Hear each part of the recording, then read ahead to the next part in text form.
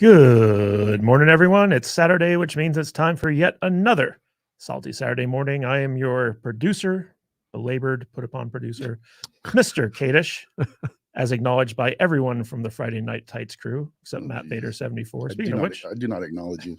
How you doing, Matt? I'm good, buddy. Woke up this morning, a little froggy. Got the cool deep voice going on. I like it. Yeah, outside, everyone was referring to me as Mr. Cage, and Vader was just like, stop it. Quit calling him that. It's going to his head. Don't do it. But we got a lot to talk about today. We're going to give you guys our insights into the Nerdrotic Meetup out here in Las Vegas. We're going to be talking about OJ Simpson, Gina Carano, Disney, Zack Snyder, a bunch of reboots. So stay tuned for that stuff. But first, I want to introduce you to my fantastic panel of nerds. You already heard from Matt Vader 74, Mr. Frogthroat himself. Hey. And but joining us special in the studio today is the creator and owner of Criticless, Blaine Andrews. What's going on, guys? Happy to be here, enjoying a nice week in Vegas. We've all got our shades on, blocking the haters out. You know, drinking some freaking rum at like 10 o'clock in the morning. So I'm ready to go. Yeah, you are drinking before noon. I do have to make an announcement. While Blaine is sitting here with us, yesterday, since he's been like that little brother all week long that tags along and you can't get rid of. It's like you know what I'm talking about, right? Yeah. It's like he's been up our ass all week, all week long. You know, and it's been great. It's been great. Thanks. Been loving hanging out with you all week. Like having Blaine up your ass. Yeah. I mean, most people do. You know what I'm saying? That's right. He tickles and touches the right place. Okay. We gave him the official salted one, salty nerd official member of the club. I'm a part of the group. Yes, and so, happy to be an honorary member. So you and Brian are the only two official honorary members so far, and I think we're going to have to bestow it upon Odin pretty soon too. Yeah. So, and speaking of which, both Brian and Tom Connors Jr. about an hour before we were set to go live was like, "Yeah, we're not going to show up today." So they always give us plenty of time to find replacements. For them. But by the way, I'm not going to be there in 5 minutes. Yeah. Right. But Blaine, we want to welcome you into the Salty Nerd fold. I'm interested to know, like, when you go back to Criticless HQ and you start doing your own podcast once more, right? How it's going to stack up once you've been with the professionals? It's just pale in comparison. So when you're watching Criticless Cast, just know I'm going to be channeling my inner Salty as much as possible. Good.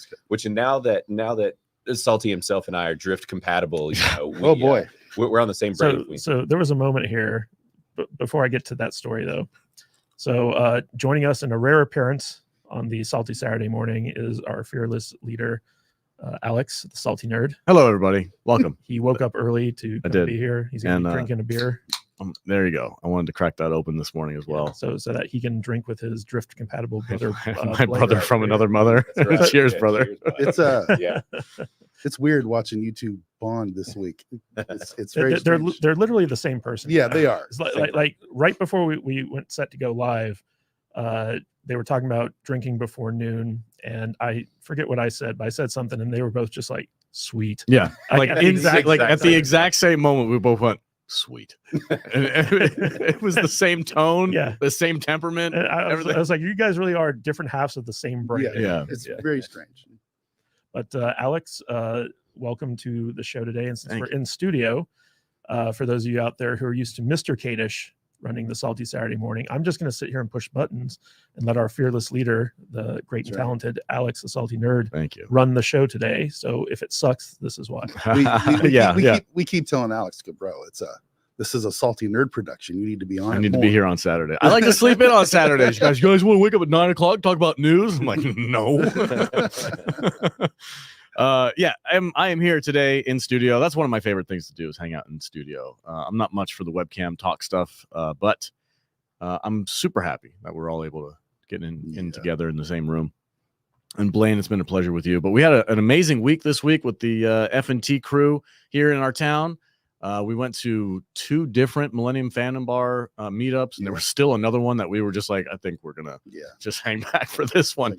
It was such a busy week; it's been nuts. We've had the great Study and Craig in studio as well, doing side scrollers from this location. It's been been a lot of fun. He was gracious enough to let us jump in and co-host with him and have a good time with him. I made a fool of myself multiple times, which is I'm really good at doing that. You're You officially made- a simp now. Yeah, You made a friend in Blabs. I'm a Blab simp apparently. I was just trying to be nice, but that's cool. I like Blab. She's Yeah, nice. she's cool. Everybody loves her. Yeah. Ow, man. What'd you do? Bite your lip? About my lip. Jesus. You're a mess, dude. But yeah, we had let's see, what was the first thing that we did with the FNT crew? Chris Gore's meetup was on what night? Tuesday night. Yeah. So we went down to the Millennium Fan Bar and hung out with Chris Gore and his crew. And it was a great chill night. It was really nice. Like compared to the Nerdrotic meetup, it was very. It was very similar to the very first FNT meetup that Gary did 4 years ago. Yeah. Where there's just like 80 to 100 people in this space. That's still a lot of people. It is, but it wasn't loud. Everybody, you got a chance to talk to everybody.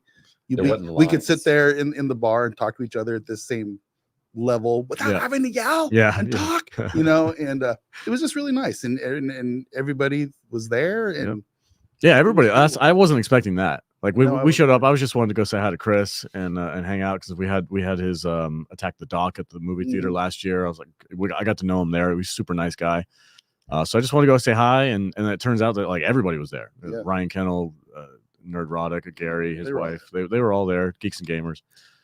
Blaine, do you want to tell everyone the story about Jeremy coming up to Alex? Oh my God, yes. Why must you always make a fool? I think this should be completely public. Yeah, because I've been hanging with the G&G crew a little bit, getting to know them and whatever, and then they're like, oh, by the way, so you're going to be hanging out with Jeremy and Ryan, just so you know, him and Alex, they got like a thing. so we're standing there, I'm talking to Jeremy, and he looks over at Alex and he just kind of like points and he walks over there and he's like, oh, remember that time when you talk shit about me? And I was like, yes, thank you, Jeremy. Yes, I remember being an asshole. Okay. But then you drunkenly apologized. I did, yeah. Well, no, I don't drink anymore at those events because of Jeremy. It's literally, I told him this story too, because the first time we met in person, I was toasted because Shane from the podcast was just feeding me gin and tonics crazy. So I made a complete ass of myself twice with Jeremy. And after that, Kadish was like, hey, man, what are you trying to do? And I'm like, I don't know, man. I'm trying to make friends. He's like, shut up. Okay. No, Alex just kept going up to Jeremy. Like, remember that time where Remember that time? Remember that time we hated each other? Oh, that was good times, man. No, I don't drink at Nerdrotic meetups anymore because I don't want to make an ass of myself in front of these people. So it's probably a good policy. It's probably a good policy. No, it was just funny seeing like Jeremy pull that alpha move. He just goes up to Alex. It's like, hey, remember when you used to talk shit about me? I do remember. Just asserting that dominance. Oh yeah, thank you so much, guys. Yeah, Jeremy just comes up and pisses on me like a dog. Like, you're mine now, bitch. I mean, like, in all fairness, he does that to everyone. Right. No, me and Jeremy are cool. That's all good. It's water under the bridge. Jeremy's hilarious. Yeah, he's I fun. love that guy. But I was very pleased to be able to introduce Blaine to him. And I'm looking forward to seeing some partnerships with criticalist.com. If you don't already have an account, go get one. It is a big fat middle finger to Rotten Tomatoes and all the corrupt movie reviewers out there who are telling you these movies are amazing. Just go and hang out with real people on criticalist.com and get a good vibe of what movies are actually good, what movies are trash. Honest opinions all around. And speaking of good and trash movies, guess who just decided to show up? Oh, hey! Are you saying that I'm a good and trash movie? Like what? I'm saying that it's an honest opinion. You like to review movies on Critic List with your honest opinions. I do. Good fact. or trash. Yes. This is a fact. Yes, unlike Open. Mr. Kadish, who when was the last review you posted? Good question. Ooh, that's a good one. Burn. Throw that shade, buddy. Got you on that one. Well, if Odin wants to start producing all your guys' bullshit, I'll have extra time to write reviews. Speaking of which, Odin, I have a story for you. And what you got? So yesterday, when we were hosting the Friday Night Heights crew here at the studio, we got them all lunch, and I ordered Gary a Odin specialty, which is, of course, a pineapple pizza. So, he didn't finish it, by the way. He did not. Half of it was left in our studio. How could you I finish finished it? the other half. I know you finished the other half. Y'all disgust me. Yes. Odin, I want to thank you for always being here somewhat on time. unlike our other regular panelists who just don't give a shit. They're just like, at least 5 minutes before the stream, it's like, oh, I'm not going to be there. I hope you find someone. Whereas for me, it's like, I'm always going to be a little late just because this is right when my son goes down for his nap. And now my daughter's on the same schedule now. So now she goes down for her nap at this time too. Perfect. You get the kids, your kids go take naps? God, I wish my kids would take naps. We will grant you an extra 5 minutes. I appreciate it. Yeah. Okay. It's the fatherhood 5-minute rule. See, what we're really doing is depriving Odin of his nap right now. Yeah, that's true. Yeah, what's the word? You sleep when they sleep? That never happens, man. That never happens. For my daughter, we did it with my son. It's something called baby-led weaning. So, like, every time my wife would say this when my son was younger, I always thought she was saying baby linguini, and I'm like, what's baby linguini? What the heck are you talking about? Oh no, it's baby-led weaning. So, today she tried a part of a cucumber, and it was just so funny because she's a baby, and so she's just like, and it sounds like rubber because she's got no teeth. She's got squeaking, just squeaking. Just squeaking. Yes. That's awesome. Well, so the big thing is yesterday we had the entire Friday Night Tights crew in studio here. Yep. And they had an entourage. Like, these guys have like a group of folks just hanging out with them. Just orbiting. And there was like, well, I don't know, maybe 10, 15 people outside of our studio because we don't have enough room in studio to have it. We tried to get a green room, but our landlord shot us down. So we had everybody. We had tables and like a tent cover outside. We were trying to do the best we could. It was very last minute. It was very last minute. But the day before, when everybody was in here, he's like, "This guy, panic mode." He was just like, "Everybody, shut the fuck up! It's too fucking noisy in here. God damn, shut up!" And we're like, "Oh God!" It was like, "What?" Kadish is like, "What's going on right now?" You don't mess around with the studio, man. I was like, if you're going to talk in the bullpen, it's going to bleed into the studio. You got to go outside. Yeah, it's like, we got to figure something. Yeah, next year we're going to have to do like a party bus or something. Like I didn't realize they had a 15-man entourage. It was just me and Vader like holding the tent down. Yeah. Winds were like tearing through the parking lot. So I set up this little canopy for the folks that are here for the FNT thing. Instantly broke it. And instantly it broke. And I'm like, oh shit. And then like when I put it up, there was no wind, zero. None. It was completely fine. As soon as I come in here, these guys were like, "Oh man!" As soon as you left, we had to hold the thing down with like sandbags, and we were literally hanging on it to make sure it didn't blow away. We're already making a plan for next year. Yeah, nice. We're thinking party bus, stripper pole, Yeah. DJ, taco truck. Yes, maybe we'll see how it goes. So, who knows? It's just going to be a big party. We're just going to be a block party outside of our office. Yeah, all the other businesses were like, just come get some tacos. You'll be fine. You're invited. I need to ask, do you have a hard out today? Oh my gosh. God, they gave you relentless shit yesterday for that. It was so Welcome funny. to my life. Welcome to my life, right? It's like... Anyway, I always talk about how like my kids, my family, they always come first with everything. Of course. But yeah, I ask simple questions and then I get attacked. That's just how it always goes. I am really curious to talk to you about Civil War. I haven't seen it yet, but I like the fact that you were the standout voice saying it was pretty good as opposed to the rest of the guys. Well, we decided to just... We're not going to watch it for the show because there's not enough to talk about. So I still want to watch it though. I'm still going to go see it, and I'll put my review on Criticlist and all. But I'm going to wait for 2 weeks till when it's on streaming. Yeah, Blaine, what's the average for Civil War? That's a good question. It's actually pretty high. I was looking earlier, which we had a couple people come in swinging. Like Savvy gave it 100%. Wow! Like right away, 100%. Which I never like. I never like when anyone gives a film 100%. That's not like a absolute classic film. I'm like, no, right? It's no Pacific Rim. Actually, listen, that's the only movie that deserves. It's no Pr0n, baby. No Pr0n. Pr0n, baby. Just stop trying to make Pr0n. Pr0n is a thing. You can die on that hill alone, sir. Pr0n is a thing. It's Pacific Rim. No, it's Pr0n. Pr0n now. Baby. Hashtag Pr0n. Yeah, let's see. Put it in the chat. There you go. But we're at a 72%. Yeah, Pussy and Bio saying Pr0n. What's up, Jude? How you doing? At 2, my lovely wife. Yeah. Winnie Hunter, Pr0n. But yeah, 72%. Right now with 14 voters. Yep. So there's 14 different accounts that reviewed the movie, and then it's a variety. It is. So you're looking at, there's some of them that are at 10%, some of them are at 88%, one's at 35%, they're 59%. They're all over the place. That's wild. I feel like everybody has a very different opinion on this movie, which is interesting. It's kind of the point of the film, I think. It's meant to be because it doesn't take any hard stance, and because it very much leaves things open to interpretation. You will bring whatever biases you have, and that's what you're going to see on screen. Yeah. And I think that's why people are hating it. It's because they have those biases that they think the film is trying to push at. Whereas, I think that there's some others, like for me, I went in expecting it to be a crazy, political thing, and then when it wasn't, I was like, oh, this is actually a film. Okay, I can sit back and enjoy. It's not a alt-right hit piece. No. No. Okay. It's good to know. That's good. Yeah, that's good to know. I am going to watch it. We were planning on reviewing it for Tuesday, but I think we're going to focus more on Fallout. We're going to do we're gonna have a Doomsday Armageddon themed. Yeah. Well, getting back to the meetup stuff, one of the interesting things about the meetup is that on Tuesday night for the film threat thing, both Gary and Jeremy showed up for that. Mm-hmm. And one of the first things Alex asked Gary when we saw him was about his appearance on Piers Morgan. Oh yeah, with I Brinker. watched that. I was amazed. I was like, and Alex was just like grilling Gary. He's like, so how does that work exactly? Like, are you chit chatting with them backstage before? Because I'm really curious. Because I feel like the YouTube like subculture people are starting to break into the mainstream now. They are like critical drinker and having Gary on Piers Morgan. It's like that's like a mainstream show. And I'm like, well, that's pretty freaking interesting. And I'm curious how he runs his show as opposed to like a group of guys like us running a YouTube channel or Gary. Like it's pretty chaotic. There's a lot of craziness going on, and then we finally settle into the show, and then we hit the ground running. But like for a big studio like that who has backing and all this stuff, I'm like, how does that work? What is he like? Because I know Jeremy Clarkson is one of my favorite people on the planet. Mm-hmm. And he hates Piers Morgan.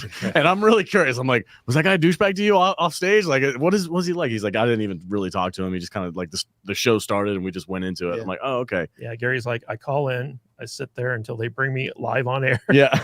And I talk. I'm like, wow. So there's no back room. Just there's like no... we do with people here. Yeah, sometimes. Yeah, I mean, he pretty much does exactly what Odin does on Friday Night Night. Yeah. Yeah. But good for him though. I was super least- stoked to see him on there. At least on Piers Morgan, he's invited to talk, prompted to talk. It must be nice to have that. So we had Tuesday night was good. Then Wednesday night is when we went to the actual like the meetup. Well, that was the FNT meetup. Yeah, the FNT meetup. And I want to say that their new strategy of actually like having tickets and having it a little bit more controlled and regimented is way better. Way better. Like the last year it was like a free for all, and that place was packed. Yeah, it's chaotic. It was completely chaotic. There was standing room only basically. This year, because they split it up between 2 different days, it was much easier to kind of navigate. The bar was more or less open. There's plenty of seating. You go hang out. And then if you wanted to see the FNT crew, you go into the other room and do the rounds. And well, it was nice because, generally when we go to these things, we have to send somebody in ahead of time. It's usually Shane for podcast. Yeah. He'll show up 2 hours early. He'll go back in the back corner where we always sit. Yeah. And just like claim our spot. This is our spot. Get the fuck out of here. Right. and that wasn't necessary this year. You didn't have to do that. The whole front area of the bar was more or less open. And you didn't have to like worry about trying to find Alex made a very astute observation about the different rooms. Oh yeah. Well, I don't want to be a bitch. No, I don't want to be an asshole about it. But there's a distinct difference between people who know the people and people who don't know the people. Oh yeah. And it was like the people who are they're hanging out, they're in the bar area, they're chilling, and then the people who flew in from out of state were like, I'm going straight to Gary. Yeah. I got to get my handshake, which Gary, to his credit, Yeah. every single person had at least 5 minutes more. They would chat and hang out. It's all good. Gary's a great guy. Well, I think my funnest story for the week is that we were at the Nerdrotic Meetup on Wednesday, and Vader hands me his door tickets, or because they were doing a raffle giveaway. Oh yeah, and Vader was like, "Here, you pay attention. I can't. If we win something, it's for the studio." Yeah, if we win something, it's for the studio. So I'm sitting there, and they're going through stuff, and they call one of our tickets, and I'm like, "Oh crap, we won!" Yeah. I get up, and because it was over the loudspeaker, I thought it was like at the bar, but like apparently it was in the Other room. Yeah. other room, and so I was like, "Oh, I don't know where to go to claim this," and so I go in the other room. By the time I get there, they had given away my prize to someone else. But I was like walking through, I was like, like Wayne's World with like, I won. I got my golden ticket. I got my golden ticket. And I got up there, and Gary and Jeremy and everyone sees me with like the ticket. They're like, "You win?" I'm like, "Yeah." I call out the number, and they're like, "Oh, we already gave away your stuff." And I was like, "Oh, okay." And they're like, "Wait, we got something for you." So they give me a pristine, right off the printing press, copy of the Rippaverse Alpha Chord #1. Yeah. I'm like, "Oh, cool." And I'm walking back through it, and all like the fans are like, oh my god, like I still haven't gotten mine, like oh, you got it mint in the bag, and I'm like, oh yeah, it's cool. So we get back and I show it to Vader, and I'm like, okay, look what we want. And he's whoa, like, that's oh, pretty cool. cool. And then he hands it to Alex, and the first thing Alex does is he like cracks open the plastic case, pulls it out, and starts like flipping through what it. What the fuck, dude? I wanted to read I'm it. getting mad right now. I wanted to read it. Oh yeah, Alex is sitting there like this asshole. He You literally takes Open it. He takes. He goes. Pulls it out. I did not rip and then, anything. And then he goes. Boom! No, And breaks the fucking spine, and I'm like, oh my god! I What did not do that. Just do And you that did? is an exaggeration. You did do the exact same thing. I gently And took I'm it out like- of its cover, and I was like, and I started reading it because I wanted to read. I never. Were read you any wearing of this gloves? stuff. I'll get you Where were a your digital gloves? copy if you want to read it. And it says you just destroyed that comic. Culture Casino was sitting there, and he's like, I had to buy 2 copies, one to read Yeah. and one to keep in the bag. And he's all like, "Oh, I'm sorry, I guess I'll put it back." No, I'm like, just fucking read it now because you Doesn't ruined matter it anymore. already. Yeah, it's I was done. ready for Alex to start like licking his fingers and Yeah, dodging it's like like pages. You just made everybody else's worth It more. was now never. there's- It was never told to me that I wasn't allowed to touch it. I saw him pull it out of the bag, and I was just like frozen. I was like, it was almost like a slow motion thing where I was like, no. I'm just gently pulling. Imagine if this was like an original Superman comic or like a Batman comic or okay. something. It's like That'd be. I would have reacted a little same differently. principle, dude. I know. I was just I know it was Beyond Chuck Dixon's comic book number 1, and it's a thick book too, compared to like regular comic books. But as a comic book collector in high school, I was like, you never take it out of the bag. I'm not a collector. I don't take toys out of boxes. I don't take comics out of bags. What is the point? Right. What is the point? Then you look at them and you go, Why would you want to look at something you can't like? That doesn't make any you're not a sense. collector, so I'm you not. don't understand. Yeah, So I was gonna say, I can't get it into your head. if you collect stuff, you All I don't know is you're never touching my comic books whenever you come over. It's just not happening. like even Odin knew. Yeah. Yeah. I get it. I get it. mean, I collect Blu-rays, but I touch them, I open them up, I do play them and everything. But even I would know, like, oh, if I got something where clearly it's in a protective case, I wouldn't immediately open that protective case. Don't all comics come in a little plastic No. sheath? No. No? Only the valuable one. Donkey. It's just I'm not a collector. I'm sorry. But we're gonna have it framed in the studio with like a little plaque that said Alex ruined this. Yeah. yeah, that's a good Can I get Eric to sign it for me and just be like, you douchebag, ruined my comic book? No, we need to dust it so there's like the white fingerprint Fingerprint. marks all over the comic book. Scene of the crime. Yeah. There you go. Alex wasn't even drinking that night. Right. No, I was not. No, I abstain when I'm How at dare those you parties. read that comic book? What are you doing? I have a professional persona to maintain while I'm at those things. I can't get drunk. Do we want to tell the story about Shagsworth and Blueberry Hill? Oh my god. Oh, Oh, yeah, those for sure. poor Okay, so people. was this Wednesday night? This was This is Tuesday. first night. First night. Yeah. Okay, we went to. There's a local place. It's kind of like a. I don't know. It's like it's an old diner from the 80s. It's a Blueberry Hill. yeah, It's like a. It's like a it's like a IHOP. Denny's, Yeah. but like with way more different types of terrible food. It's a great place to go to sober up after a party. Open 24 hours, Yep. Yeah. pretty much right down the street from Millennium Fame. If you want Yeah. like meatloaf wrapped in bacon or like a taco. Yeah, At the same time. Yes. So we go and half the because it's like midnight, 1 o'clock in the morning or something crazy like that. And so they have half the restaurant closed off Mhm. so that the wait staff only has to worry about one half of the show. Right. But we came in and we're like a 4 people plus we're gonna have like 2 more coming. And we're like probably 6 people. And they're like, oh, okay, we're gonna put you in this closed off area so you guys have plenty of room. So they Okay. bring us over. I'm like, oh, cool. We get there, we sit down at our table, and the waitress, there's a little sultry waitress there who's like kind of I like, think it was like Madge's sister. yeah, it was Madge's sister from Subway. She was like, what are you fools doing here this late? What are you doing over here? And making me work this this hard. night's closed. Can't you tell? Like, this is where they told us to sit. Yeah. Yeah. But then like nerds do, it began to multiply. Yes. Oh god. It was we were herpes upon this place. Yeah. It just was Started with ready. 4, Yeah. then it went to 6, and then before you know, there's like 13 people there. Yeah. Quarter Black Garrett showed up for some reason. He brought like a group of people. I'm like, what is happening? And then he right started talking about how like the Blueberry Hill mascot looked like he was holding. a Oh huge yeah, dick. yeah. No, I tweeted that picture and I was like, I will never see this ever the right way again. Quarter Black Garrett, thank you so much. But yeah, it was just funny because every time they'd come back to ask us if we needed anything, they were like, "Oh, there's more of you." Yeah, we filled up the entire half of It was a whole. She literally got to the point where the one group came in and she was like, no. And started screwing with them. She's like, y'all got to go back. Yeah. She's like, I didn't tell you to sit there. Yeah. Go home. Get out of here. But we sit down, and Alex, the first thing he asked the waitress is, "You ever watch Parks and Rec?" Yeah.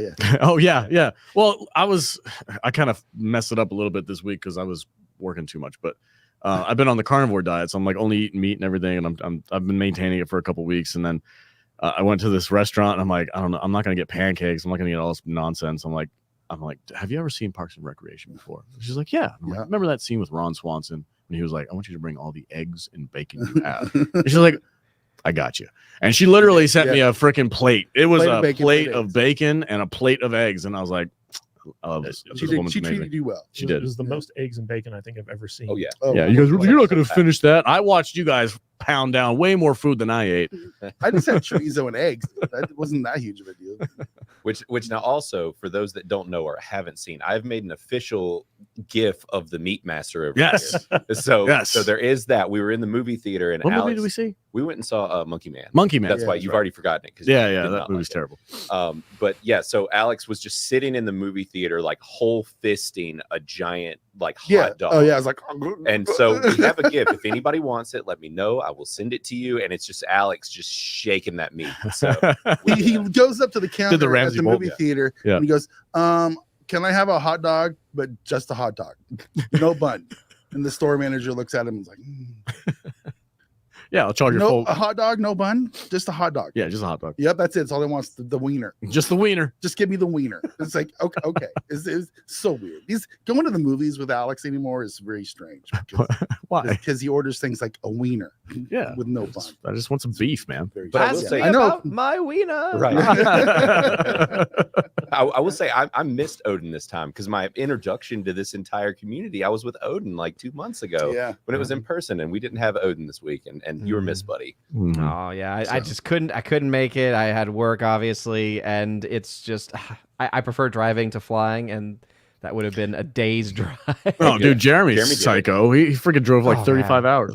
Ooh, excuse me, that was beer burp. He drove like 35 hours or something crazy like that. There and back. He drove back. He's probably almost there now, but I'm like, geez, dude, I can't imagine. Put your mic a little closer to you. Closer. Am I quiet? Yeah, you're very quiet. Yeah, I'm sorry.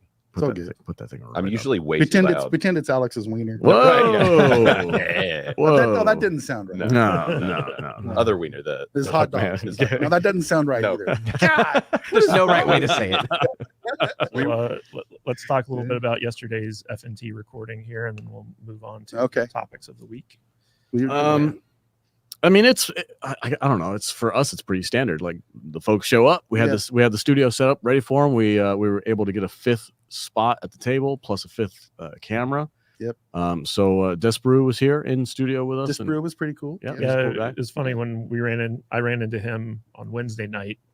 I was like, oh, Pr0n, because nobody said that he was coming in. It was his first time in America. Yeah.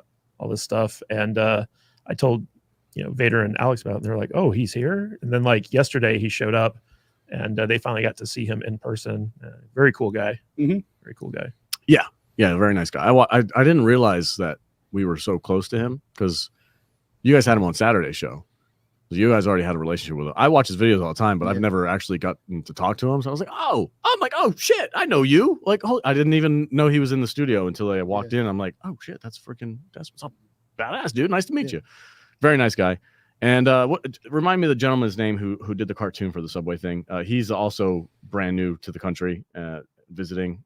Gosh, I can't remember his first name. I had a great time with him yesterday. Yeah, Alex, his new best friend. Yeah, he was a super nice kid. Very British. Very, very polite. We played Helldivers for a few minutes while we were waiting for the crew last night.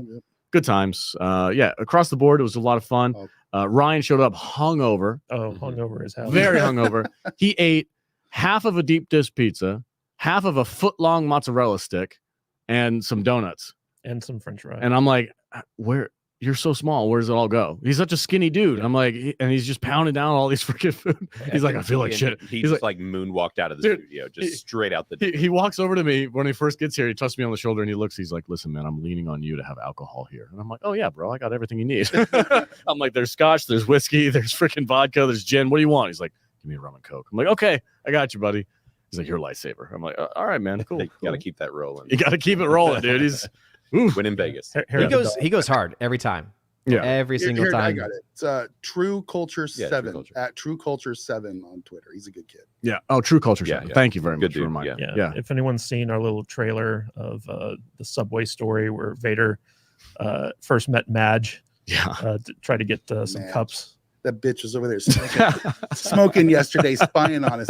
What are these Look at all these podcasters people doing? over here making me make sandwiches really slowly. Yeah. It's like, Oh, we yeah. did though. We ordered like a platter, and Yeah. the bunch of the people that came went over there and got food. One of the too. guys last night from the Vets Talking crew that was here, Yeah. they went over and got a bunch of sandwiches made, and he comes back like a half hour later. God, that match chick, she's slow as hell. It's like, yeah, I know. She probably meat shamed you too while you were over there. You're gonna eat all Meat this by chicken. yourself. Yeah. She's like, every time I go over there and order for like a group, she's like, "This ain't all for you, is it?" Fatty McFatterson. Now, is this a regular place, or is this like one of those It's a places Subway. where they're supposed to? No, it's a No, it's Subway. just a Oh, it's an Subway. actual He's just- Subway. Okay. Yeah. It's like a legit Subway sandwich shot, In the next Yeah. building next to us. Here. and they have quite the cast of characters. So we have this one guy, we call him Sloth. Oh no, Flash, right? Flash from Zootopia. Is that movie? Yeah. But he is Remember Flash, Flash? 100-yard dash. Yes, Odin gets it because he has kids. because I've had to that's- see the film so many times. I love that movie. It's a good one. Yeah, he's just the slowest, most polite person in the world. If you're like, yeah, man, I'd like an Italian sandwich. Okay. But it was funny yesterday because I'm sitting there talking to True Pop Culture outside where we had the tables and stuff set up. And we were talking about him doing that animation for us Mhm. with Madge and everything in there. And I turn around and there she is on the corner of the building about 50 feet away from us, puffing down a cigarette. And it was just funny because the timing was perfect. I go, oh, look, there she is right there. It's like a wild Madge sighting. It's pretty good. Yeah, Vader won't even go into Subway. I don't anymore. even go over there. I can't stand her. It's so I funny. can't stand her. But anyway, other than that, the FNT crew was polished as always. Once the cameras were on, everything worked We out. had a little bit of a snafu at the beginning of the stream. Quarter black. Yeah. The double so- audio. Yeah, we had Whose fault was it? That's what I want to know. Is quarterback. Of Look, course. he's a friend of mine. I'm not going to dog him too much, but he did something that we didn't already set up. So we had the computer all set up for him. We had the live stream upload. Everything was ready to go. The chat was on the screen, all that stuff. He went on to YouTube and actually opened up the stream, and the double audio came from that. Like he had the YouTube video up on the computer as well as the live stream. So he was getting that double audio. Thankfully, the audience wasn't hearing the double audio. it was just That's us good. in the studio. The Yeah, people who had the headphones in Yeah. the studio. but we And got for- it figured out. For Gary especially, I mean, that man can barely function on a good day. So having audio going into his ear that's not supposed to be there. Yeah, and hungover Ryan was just like, "What is happening?" No, it was a great time. Everybody was super nice. X-Ray Girl was sitting next to me over there. She got cold in the studio because we keep the AC pretty cold to keep the cameras cool and all the computers and everything in here gets a little hot. And she was like, "I'm so cold. Can I borrow your shirt?" I had like a flannel shirt on. I'm like, "Yeah."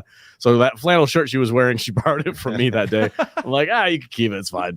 Just hang on to it for the show until you get out of I here. tell you, everyone outside would have killed to have that. I know, yeah. Right. Yesterday. Oh yeah. And actually we haven't called attention because Joker's voice is in the chat. He showed Oh, yeah. up last night. Yeah, too. Joker's Joker's Y'all a gotta meet him? local. Yeah. Yeah. Joker's a local, and for some reason, and he's a friend of ours, and he's never been to the studio. So we're all kind of just hanging out outside. There's about 2 hours left of the show. I just text him like, "Dude, get your ass over here. Come hang out. Everybody's here. You might as well just come show up." So it was cool to have Joker come over and finally get to see what we do, and Mhm. so Real quick before we get into the stories, I just want to give a big shout out to our top donators, especially Scotty Dub, who came in. Not only is he the top super chatter on Saturdays, but he's also our top donator because he edged out William Forbes last week with a clutch. What was it? The $100 super chat in addition to his $199 super chat. Are we gonna have to start singing like we did? I don't yesterday? make promises like that. Listen, I've watched a lot of YouTubers in this studio this week. Shagsworth made the mistake of saying that he would drink straight out of the bottle ranch for every $50 super chat. And he was forced to finish that bottle by the end of the recording. And I was like, bro, stop making promises like that. I mean, I like ranch. I don't know if I could handle. No, he was legitimately. You go watch Shagworth's channel for this week, and he's over there just freaking guzzling it down. And I'm like, I was genuinely worried for him because he started getting green halfway through the show. Just mayonnaise. And it's just mayonnaise and oil, and I'm just like, and he's drinking beer on top of it. I'm like, oh, dude. I'm like, there's a bucket right here, man. Just throw up in the bucket. It was a rough one. It was funny because every time he like did a shot of ranch, there was like this one speck that would get in his beard. Same spot in his beard every single time. Well, and then yesterday we're streaming, and Craig is like, "Oh yeah, by the way, somebody just gave 100. We gotta sing. Oh Kiss yeah, by a Rose." Yeah, and we're all just like, "Shit." I don't know the words to "Kiss by a Rose," man. Yeah, don't make goofy bets with your watchers on how much money it would take to get you to do something ridiculous, because they will follow through with that. And they'll be like, or if you're gonna do it, make it worth it. Make it cool, make it not. $50. They'll remember it too, man. I remember. Oh yeah, they will remember. Early channel days, I keep a plate of hot dogs. I had a Wookiee onesie, and so like I wore that for when I got to like 1,000 or something.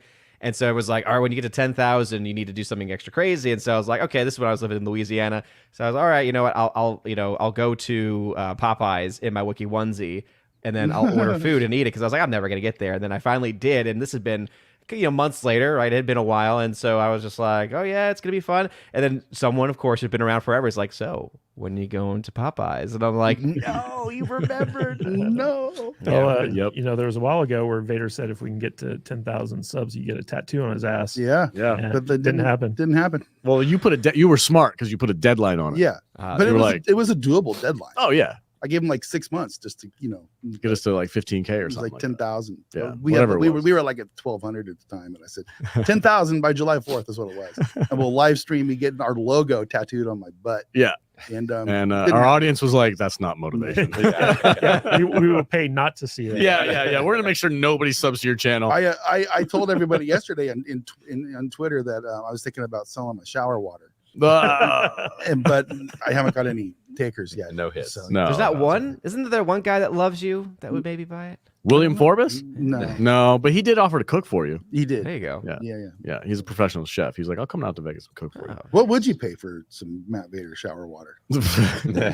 Zero. Nothing. I don't want it. Keep it. You hang on to that. Give it to the city. Just some freak out there would take my shower water. I don't know. All right. I also want to give a big shout out to William Forbes, who is our second top super chatter, and Mexican Iron Man, who is our most consistent super chatter, as well as our top gifters, Jillian NWG, who we got to meet and hang out with at the Nerdrotic Meetup. Really cool guy. Sam Schwager, Major Chai Chai, and Eric Winberg. Thank you all so much for your gifted subs. If we can hit 10 gifted subs on this stream, that would be amazing. Yeah. So should be a good one. And now that we've got all that out of the way, Alex, we got some super chats to get to. Yeah, let's read some super chats. You guys are so generous already just for the beginning of the stream. We got $5 from Mexican Iron Man. Says, can't stay. I'll catch the replay. I am in taxis in hell. Amid. Is that what it's supposed to say? Amid in taxis in hell? I am in. Oh, okay. Thank you, Odin. He's a school teacher, so he knows how to read. Yeah, drinking beer since. I've been drinking a little bit of beer. I'm sipping on it, which is almost over and back to normal soon. Hail panel, Mr. Kadish and Mr. Kadish. I might have to call it Mexican Iron Man because I have yet to file my taxes. I need to get that taken care of. I totally forgot it was this month. Oh wow! Like the it's deadline like passed. No, it's it 15 2 days. It's in 2 days. Oh shit! I got 2 too, dude. Yeah. See, we're the same purpose. I Yeah. know. We're so similar. It's ridiculous. I don't care about the government. They owe me money. They're not going to look. Here's the thing. They're always going to owe me money because I have like 1 billion kids, right? And I don't make that much money, so I'm in a low tax bracket. So they're always going to owe me money. So they don't really get mad at you when you don't file your taxes because they don't want to give you that money. So, but if you owe them, they'll knock down your door. They still owe me like $6,000 from like 2 years ago. There you go. So I told them like, fuck them. I'm gonna make them sweat it out, and then they just put me in jail. So if I end up in jail, I'll no collection agency to come after you. The IRS is going to come out to the podcast. Let me get Joker here. Yeah, Joker. Joker voice member for 13 months. Thank you for that, Joker. It's nice to see you again yesterday, by the way. Yeah. Did y'all have a long night? Question mark. Sunglasses. Question mark. A long week. Yes, Yeah. that's more accurate. A Long long week. I'm very tired. Mhm. I didn't get a lot of sleep last night. So my since we're talking about our kids, Odin, my middle child is lost his front tooth right here, or is in the process of Oh, losing my it. kid lost a tooth this week too. Shut up, Blaine. You guys know kid stories. And he was so petrified of me taking it out because the last time he had a loose tooth, I just took a paper towel and I grabbed it and I was like, and he has never forgiven me. You're such a savage. He's guy. never forgiven me for doing never that. Mine too. I've got a video of my kid crying. He's like, Dad. Yeah. So I had to stay up late to help him get his tooth out. But Should've yeah, just got I the was up late. Pliers. Just come here. Yeah. Just, we've had a really long week. I think Kadish and I collectively did at least 14 hours in the studio yesterday. Like we got here in the morning and we didn't leave until about 10 p.m. Well, you got here later than me. I was here at 7. You were here super early. and you were like, "What? I thought we weren't getting here until 11." Well, Craig said 11. I didn't know he meant Central Time. I'm like, what time are we starting tomorrow, Craig? You Oh, notice how 11 o'clock. They didn't mention my name. Right, they all did. day yesterday? Vader, you were here too. Yeah. Yeah. We held down a tent for an Yeah. entire freaking day Out in the sun. out in the Yeah. Yeah. Wait, Yeah, did so you we're play tired, a sandbag, Blaine? Yeah, Is that oh, what I'm yeah. just hearing? We played Sam. We were Yeah. each a sandbag on either end of the tent. But I was here until 10 p.m. Yeah, we know. 7 a.m. to 10 p.m. You do a yesterday. lot of work for us, man. You know. Yeah. I bounced early. I started feeling Dude, kind of shit. I got here. I was purposely like, I'm going to get there before Kadish today. I got here at like 8 o'clock in the morning. He's already here unloading his car. I'm like, God damn it, dude. What time do you get here? Go to sleep. I had to restock the fridge. I know. Yeah, our fridge got raided It yesterday. got wasted yesterday. Let's see. We got a $5 super chat from Joker's Voice. Thank you so much, Joker. We appreciate it. Alex clearly doesn't understand comic book protocol. Nope. This is accurate. But he gave me a VIP tour of the studio, so he's forgiven. Thank you very much. I appreciate that. Yeah, no, I'm not a comic book guy. I've never collected things like that. I do read them from time to time, but that's the point of a comic book is to read it. So I don't get it. Dare you? If you Read want to buy two, and buy two. collect. There's two Yeah. purposes: read and Sure. collect. Well, you buy 2 copies then, That's it. or get a digital copy. 199 from. Hold on, I gotta do the voice. Unlimited power. Did you guys get Desperoo proper biscuits and gravy?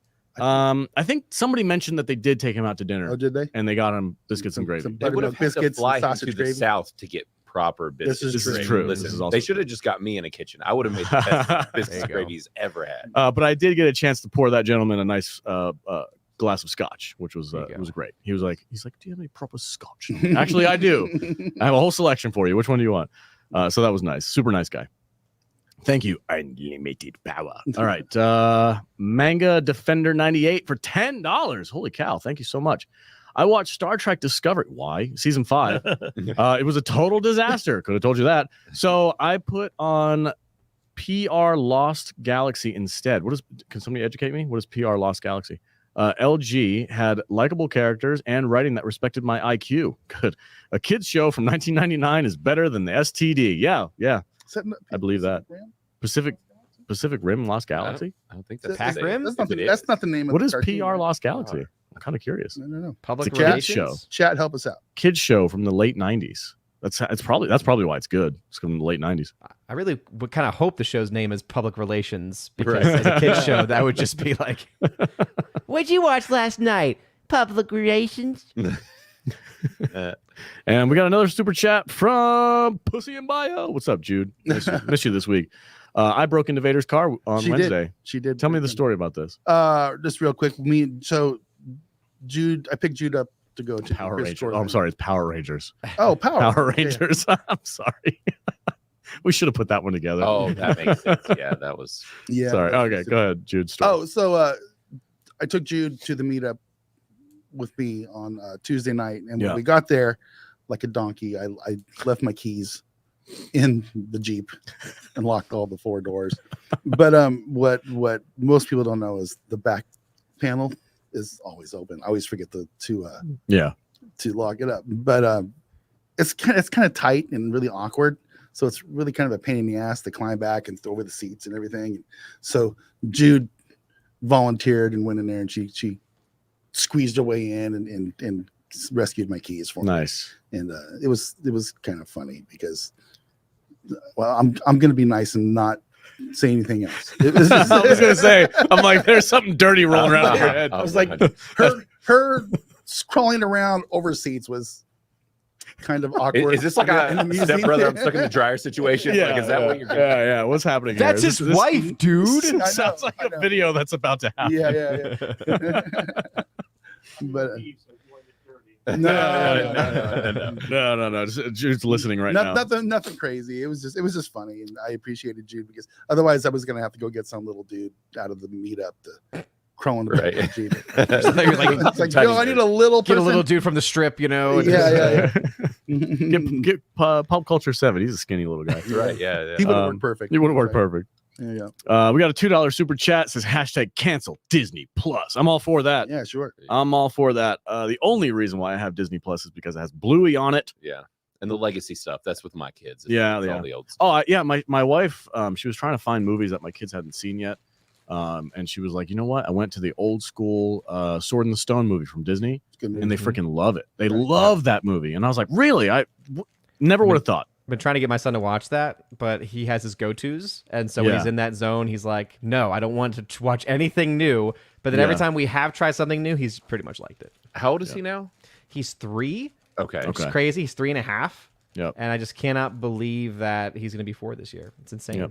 Yeah, that's my kid. My kids have pivoted to like the Sandlot and stuff, and all that's on Nice. there too. So it's like they're watching the older kids. Jillian In, one of our top gifters, has gifted yet another 5 sub memberships. Thank you so much. Really appreciate it. If you're not already a member, become one. Halfway to our goal. Halfway to our goal. If you get gifted that membership, shout out Jillian in the comments. That's right.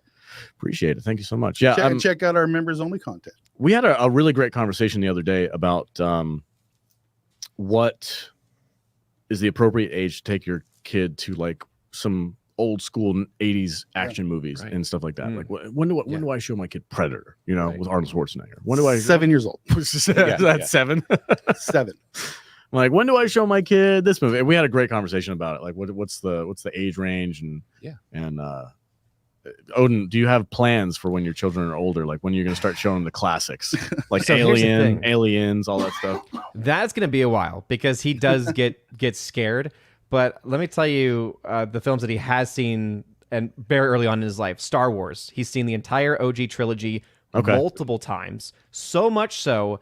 And this also tells you the kind of brain he has. He can hear the music and know what was happening on screen. Nice. So like he'll be like, "This is Leia's there," and we'd be like, "By gosh, you're right. That is when Leia shows up on the ship. That is Yoda's song." Like that was the other thing too. That's Yoda's song. It's like that is the music they play on Dagobah, and it's just so funny to hear that. But then he's also seen. This is the one that's just the funniest to me, and I mentioned it before. I think he saw the Godzilla -1 poster one day, and he was just staring at it like, "What's that?" And I'm like, "Oh, that's Godzilla. Zilla." What's he doing? And I'm like, he's destroying a ship. Why? And so the whole conversation eventually led to him watching a video. And now there's like a 19-minute video that he will watch, like just nonstop. And it goes through Godzilla through the years. But in the beginning, he was so interested in it that he actually wanted to watch a movie. So he watched the original 1950s Godzilla film. Nice. Now, he got all the way through it, subtitles and all. So he didn't know what was going on. But what was keeping him going was he was like, "Where's Godzilla? Where's Godzilla?" And I'm like, "That's right. This is the one that has him only on screen for maybe 8 minutes. And it's mostly at the end." But somehow he got all the way through it. And then when Godzilla was on, he loved it. And he wanted to watch another one. And that led us to eventually watching the one with Mechagodzilla. But that's the one he got scared in. Because the first one, Mechagodzilla, there's a weird alien creatures that their faces change when they die. And he did not like that. He was very creeped out. I was going to say, you're gearing up. You're almost in Pr0n time. Yeah, man. But not he's going to be Stop making Pr0n. Pr0n. Make it a shirt. Make it a shirt. You got Make it a shirt. We've got to. We should. Yes. You've got way better designers than I can do. So you make that shirt. I will definitely buy one for sure. Do some Put that on criticalist.com. There's a merch shop. And I will say this just since we're on the subject. Right. Criticalist has the best merch. Like their shirts are top notch. Speaking of merch, last night one of the Legion of Memers guys, Vets Talking guys, who was in here, he was wearing one of our was it General Dynamics shirts? Yeah, oh yeah, from when we did the commentaries or the reviews of Eureka. Yeah, that's right. Yeah, he mentioned that. He's like, "Oh, I bought one of your shirts. We love that show." Yeah, he was wearing it last night. That's cool. That's very old school. Yeah, that's a deep cut. Yeah, he's like, "I got this when I first started listening to you guys." Nice. That's awesome. All right. So, is there anything else we want to cover about the week before we get into our topics? Nah, we can do it more on on Tuesday. Tuesday. Okay. We need to. Yeah. All right, cool. Katie, you good to go? Yep. All right, We sweet. do have some topics to talk about today. Yeah. So the first one, I think we're gonna get OJ Simpson out of the way. I don't have much to say about this. Right. The guy died. He was 70 something. Because you weren't. I born was yet. well. I mean, I was there, but I wasn't. I was like 6 or something. I was very young. I didn't care about OJ Simpson. I know it's a very heavy cultural moment for the United States, and I understand. I know what happened. I have my theories on why it happened the way it did. But the guy was in his 70s. He had pancreatic cancer or something like that. Cancer sucks. My family's dealing with something similar with my dad, and it's stressful. So I don't wish that upon anybody. That being said, I'm not exactly.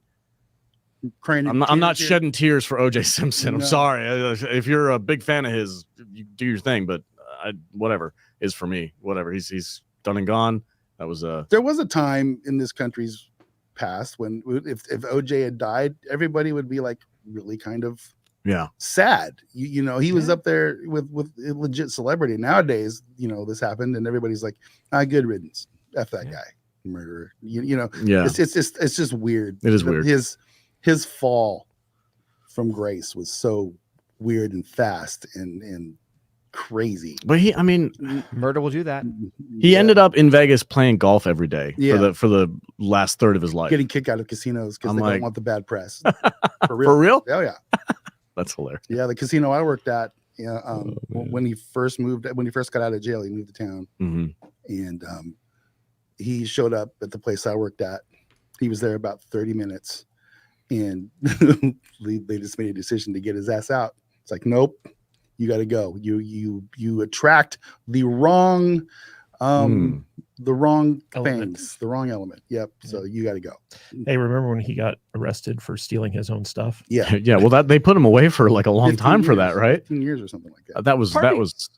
Yeah, Go ahead. it was one of those things where it's like it made you wonder, like, did they give him that sentence just to make up for the fact that the Oh, justice 100%. system failed the first time? 100%. Yeah, they trumped him. They Yeah. basically just Oh, They were like, hey, you did something that was kind of shady. Yeah, we're going to jail for a long time because we missed the opportunity before.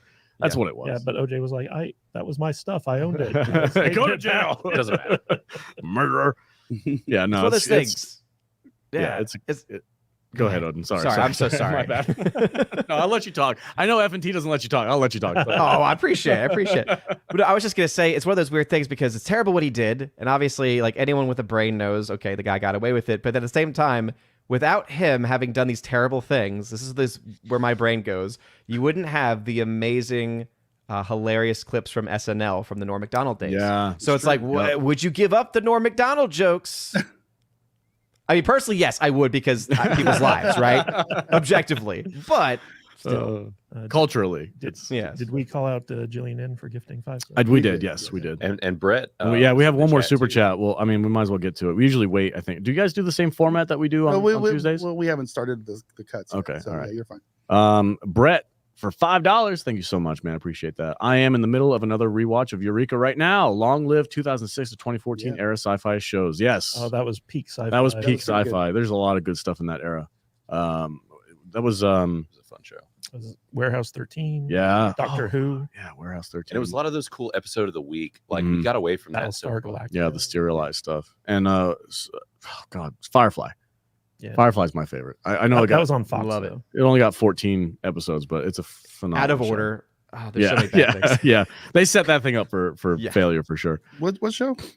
Firefly. Firefly. Oh, what? You know, the one where they have Quit bringing that- horses and Quit bringing that piece of crap. horse up. and carriages on space it's planets like- and stuff. Vader, I will fight you right Look, now. I've been on my anti-Firefly hill for a Hey, long time. remember when Adam Baldwin told you to shut the fuck Yeah. up? Yeah, well, I didn't care. It's like, hey, man, I told him, How touch do his face. I go, your show fucking sucks, bro. you could catch that interview on our channel. We interviewed Alan. Watch in real time as It's Horses and covered wagons and space colonies. Yeah. Get out of here. It's stupid. Adam Baldwin tells Vader he's an idiot. Yeah. I'm It was not- great. It was a fun time. It I mean, was. we played Marry, Fuck, Kill with the guy, which Yeah. was pretty crazy. Yeah. With what was it, Brad Pitt? His reasoning was quite sound. It was very sound. Yeah, Yeah, no, he had an answer for it right You off the had to spot. make it go. You had to make it really gay. Well, no, Jude did. Oh, that's right. Yeah. That lines up. That tracks. Jude loves making stuff gay. But he played along. To his Yeah, credit, he played along. He had a good time. He's like, "Oh, you guys are real nerds, aren't you?" I'm like, yeah, we are. All right. So Vader, give me your. I know you have a lot more to say about What? OJ than I do. Oh, I really don't. No. I know. He's dead. I think we had a chat on the last stream that said cancer got a W on this one, so it's fine. I'll tell you one thing though, is if he had done like a deathbed confession thing, Mhm. that would have been epic. Yeah, Oh, yeah. I'm with Caitlyn Jenner. Good riddance. All right, fair enough. Good riddance. Blaine, you have anything to add? No, man, I'm the same boat as you. It's like me, you, and Odin are all like 3 months apart in our age. We were kids. Like, just I don't really, whatever. Like, I mean, it was such a huge cultural thing. It was like true crime. It basically birthed like law TV. Yeah. Like we have a big law tube thing on YouTube where lawyers are breaking down stuff that wouldn't have existed without it. I feel like that whole thing just spawned a lot of negative stuff, including the Kardashians. I can remember when I was in school, they literally stopped everything they were doing and turned on the TV so that we could all see what the verdict was. Wow. And as soon as the first commercial break after the verdict was announced was a Sunburst commercial saying the juice is loose, because that was their theme at the time, right? They just have this like little jingle, the juice is loose. Starburst. God, I haven't had those in a long time. For real. Wow. Yeah, but it was something that shifted our entire society culturally. It was really crazy, like the zeitgeist that it created at the time.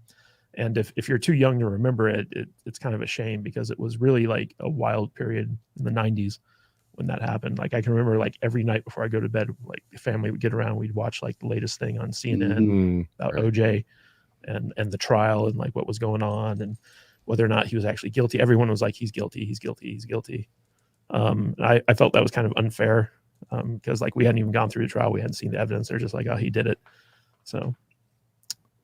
And obviously the Bronco is notorious. I mean, the low speed car chase. Which Vader was cracking. Wasn't it you that were talking about the meme where somebody was talking about that, where they replaced it with a hearse? Oh, yeah. No, it was Babylon B. Yeah. It was one of the best jokes I saw yesterday about this whole thing. They were like, oh, OJ Simpson taken down in a white hearse, followed by police brigade.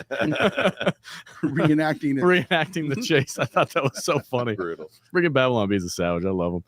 Well, it's such a huge cultural thing, because even my high school students, right, even they know about it, because I remember I got the notification for it, and I just couldn't help but say, oh, goodness, so OJ Simpson's dead. And like half the class was just like, what? Like, because they recognized it. But then there were a few who were like, who's OJ Simpson? And we're like, what do you mean, who's OJ? Because my brother, who's a few years older than me, he was a little bit more aware of it because he's always been a big sports guy. Yeah. So he would have known it, because was it the college football that he was really... No, he's a Hall of Famer, I think, right? Isn't he a Hall of Famer? He's a Heisman Trophy winner. Yeah. That's what it was. Yeah, if you're a sports fan, you know probably a lot more about him. Yeah, but I'd say to your students, have you never seen The Naked Gun? Yeah. Are you going to force us to watch that someday for the podcast? The answer is no. Force you. You should want to watch that. Those Listen, movies. don't step into that pile of shit. You didn't like airplanes. I don't like. You be quiet. Yeah, you stand there and you be wrong and you're wrong. Okay. I actually haven't seen Naked Gun. I've seen Airplane. I've never seen Naked Gun. Yeah, after not liking Airplane, I don't review old comedies anymore. I'm just like, this shit wasn't funny. And everybody's like, you're Shirley now, fuck you. Airplane never ceases to be funny. Same thing with The Naked Gun, because it was made by the same people. Yeah, right. Obviously. The Zucker brothers. And the first Naked Gun is absolutely hilarious, especially in the opening scene with OJ. Like, it's one of the funniest fucking things you'll ever see. But the entire movie is just like a take on like hard-boiled police procedurals. And so like Leslie Nielsen's just completely deadpan and dry throughout the whole thing. It's just absolutely hilarious. Loved it. Yeah. One of these days I'll check it out.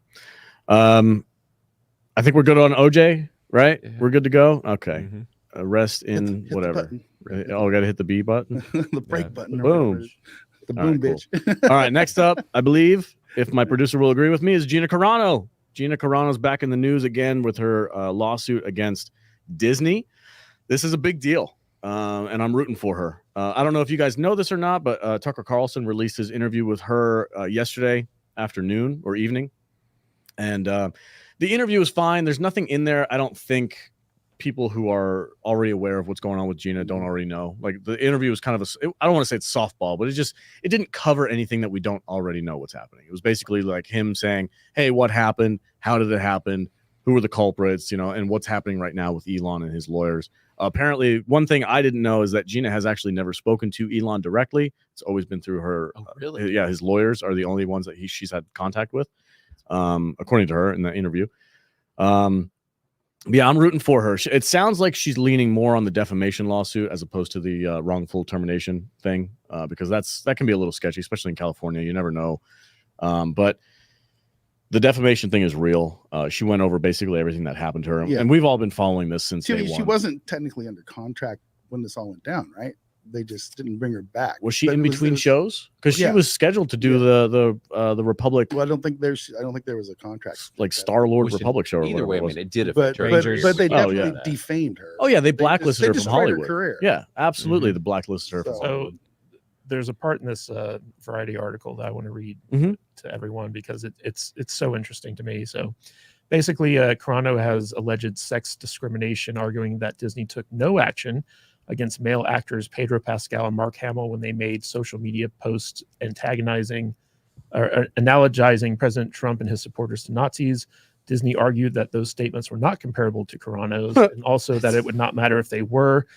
Quote, the First Amendment protects Disney's decision to disassociate itself from some speech, but not from other different speech, the company's lawyers wrote.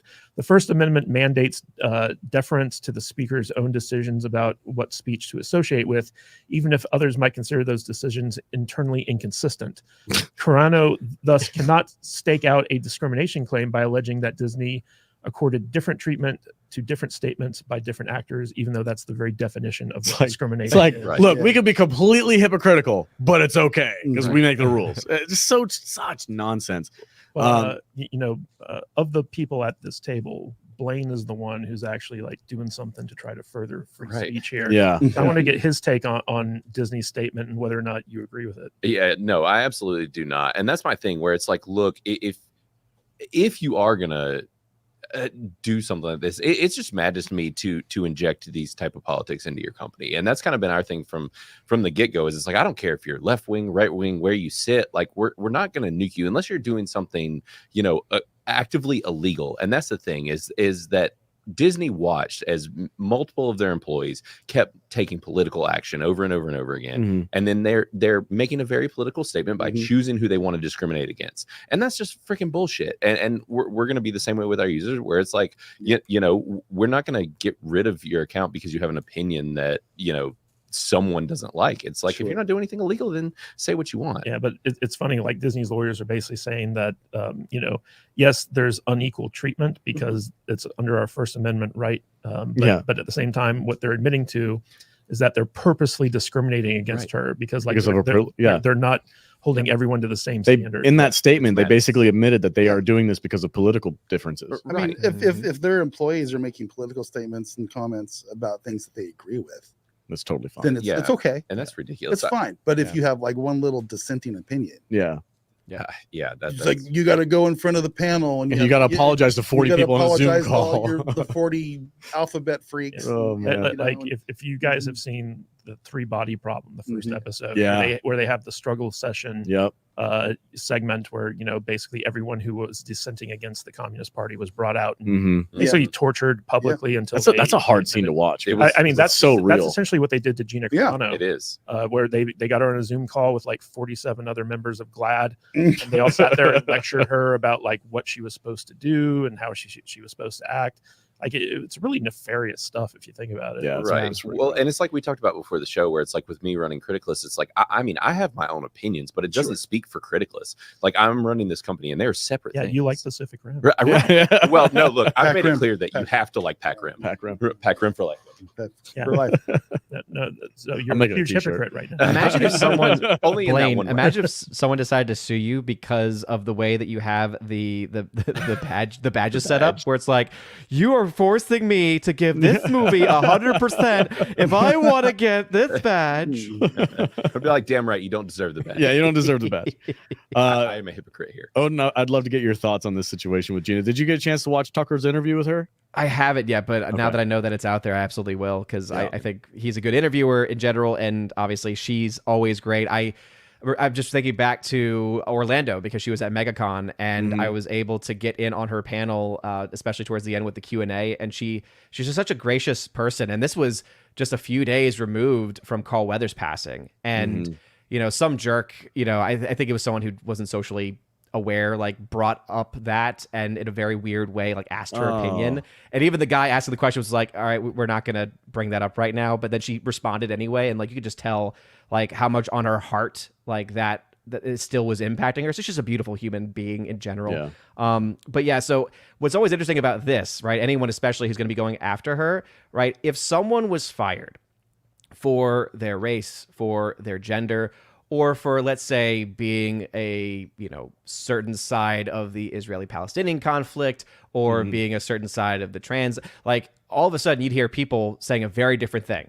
You'd be saying, "Oh, that's discrimination." No. They got fired because they supported President Biden, and oh, they supported this or that. You would hear nonstop, and yet when it's the other way around, no, it's not the same thing. Because for me, I'm all for businesses being able to do whatever they want to do. Like that's actually where I actually hold myself. The problem though is that we can't get there until everyone's treated the same.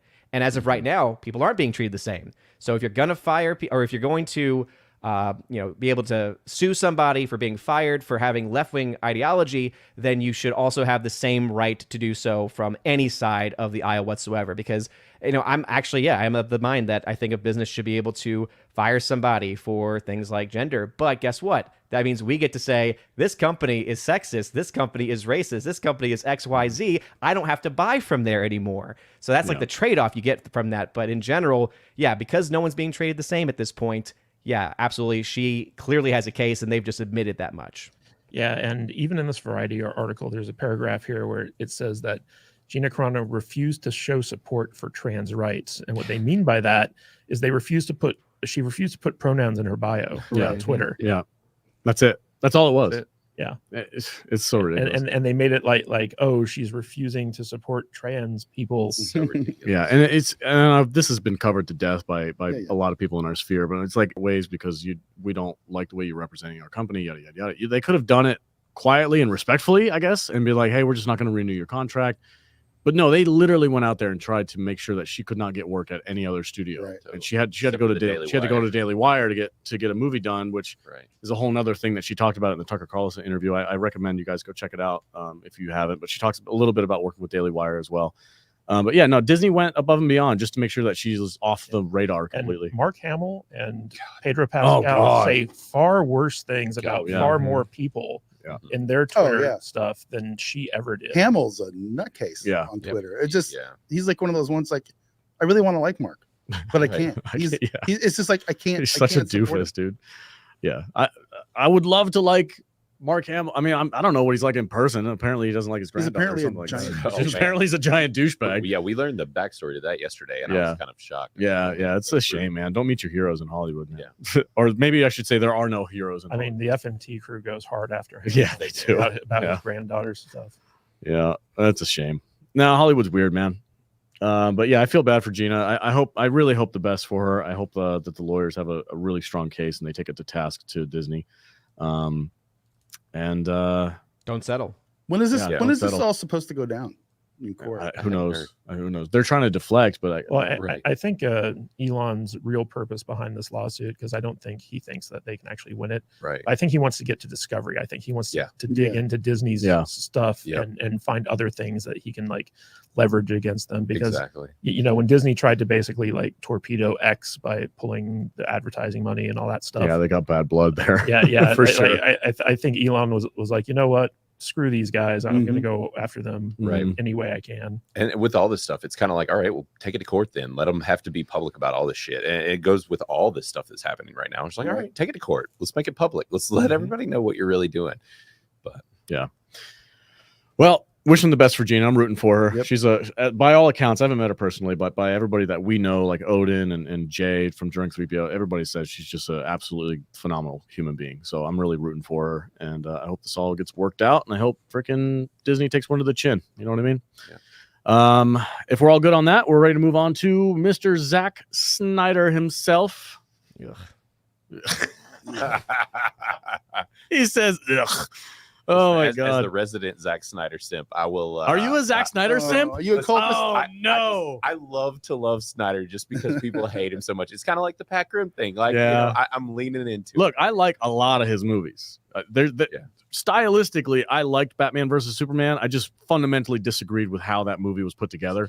The story was horrible, and they took the death of Superman and they shoved it in the back 15 minutes of this shitty movie. Right. I was very upset about that. But that being said, Cavill and Ben Affleck as Batman, like that style of his movies are great. I love 300. I'm even I might regret saying this publicly, but I am even a little bit of a guilty pleasure watcher of Sucker Punch as well. That's the only one. I've never seen that movie. It's a bit weird. It's so super bad. weird and it's super dumb, but it's just eye candy and slow motion eye candy like Zack Snyder does. That's what he's known for. So It's been a while. Style I believe over Sucker substance. Punch, Yeah. Sucker Punch was the first movie that he actually wrote, that he directed, Really? and You can tell. you could tell it was all downhill from there because that movie was so freaking stupid. Yeah, it was very dumb. completely nonsensical. I remember dumb. being so excited and seeing it in theaters, being like after 300 and everything else, and being like, "Oh shit! Oh no! Oh no!" Well, he was at the top of his career when he made that. He was. Yeah. Or basically, he was coming off of Was it Watchmen, Watchmen? I believe. Yeah, Watchmen was big. And so he had a string of big hits, especially comic book adaptations. Like, he could do no wrong. He made this movie. I remember going to see it in the theater. I was very excited. I was like, "This is dog shit." Yeah. This is No, one of the I'm not. worst Listen, things I've ever seen. I want to make sure people know. I'm not saying this is a good movie. What I'm you're saying is you like hot chicks and hot skimpy chicks doing clothing. cool shit Like, on screen. I'm nothing wrong with like, that. whatever. I'll watch it. Okay. It's fine. It's guilty pleasure. That's why I said it's a guilty pleasure. There's a whole industry built on that Yeah, here in Las Vegas. for sure. It's fine.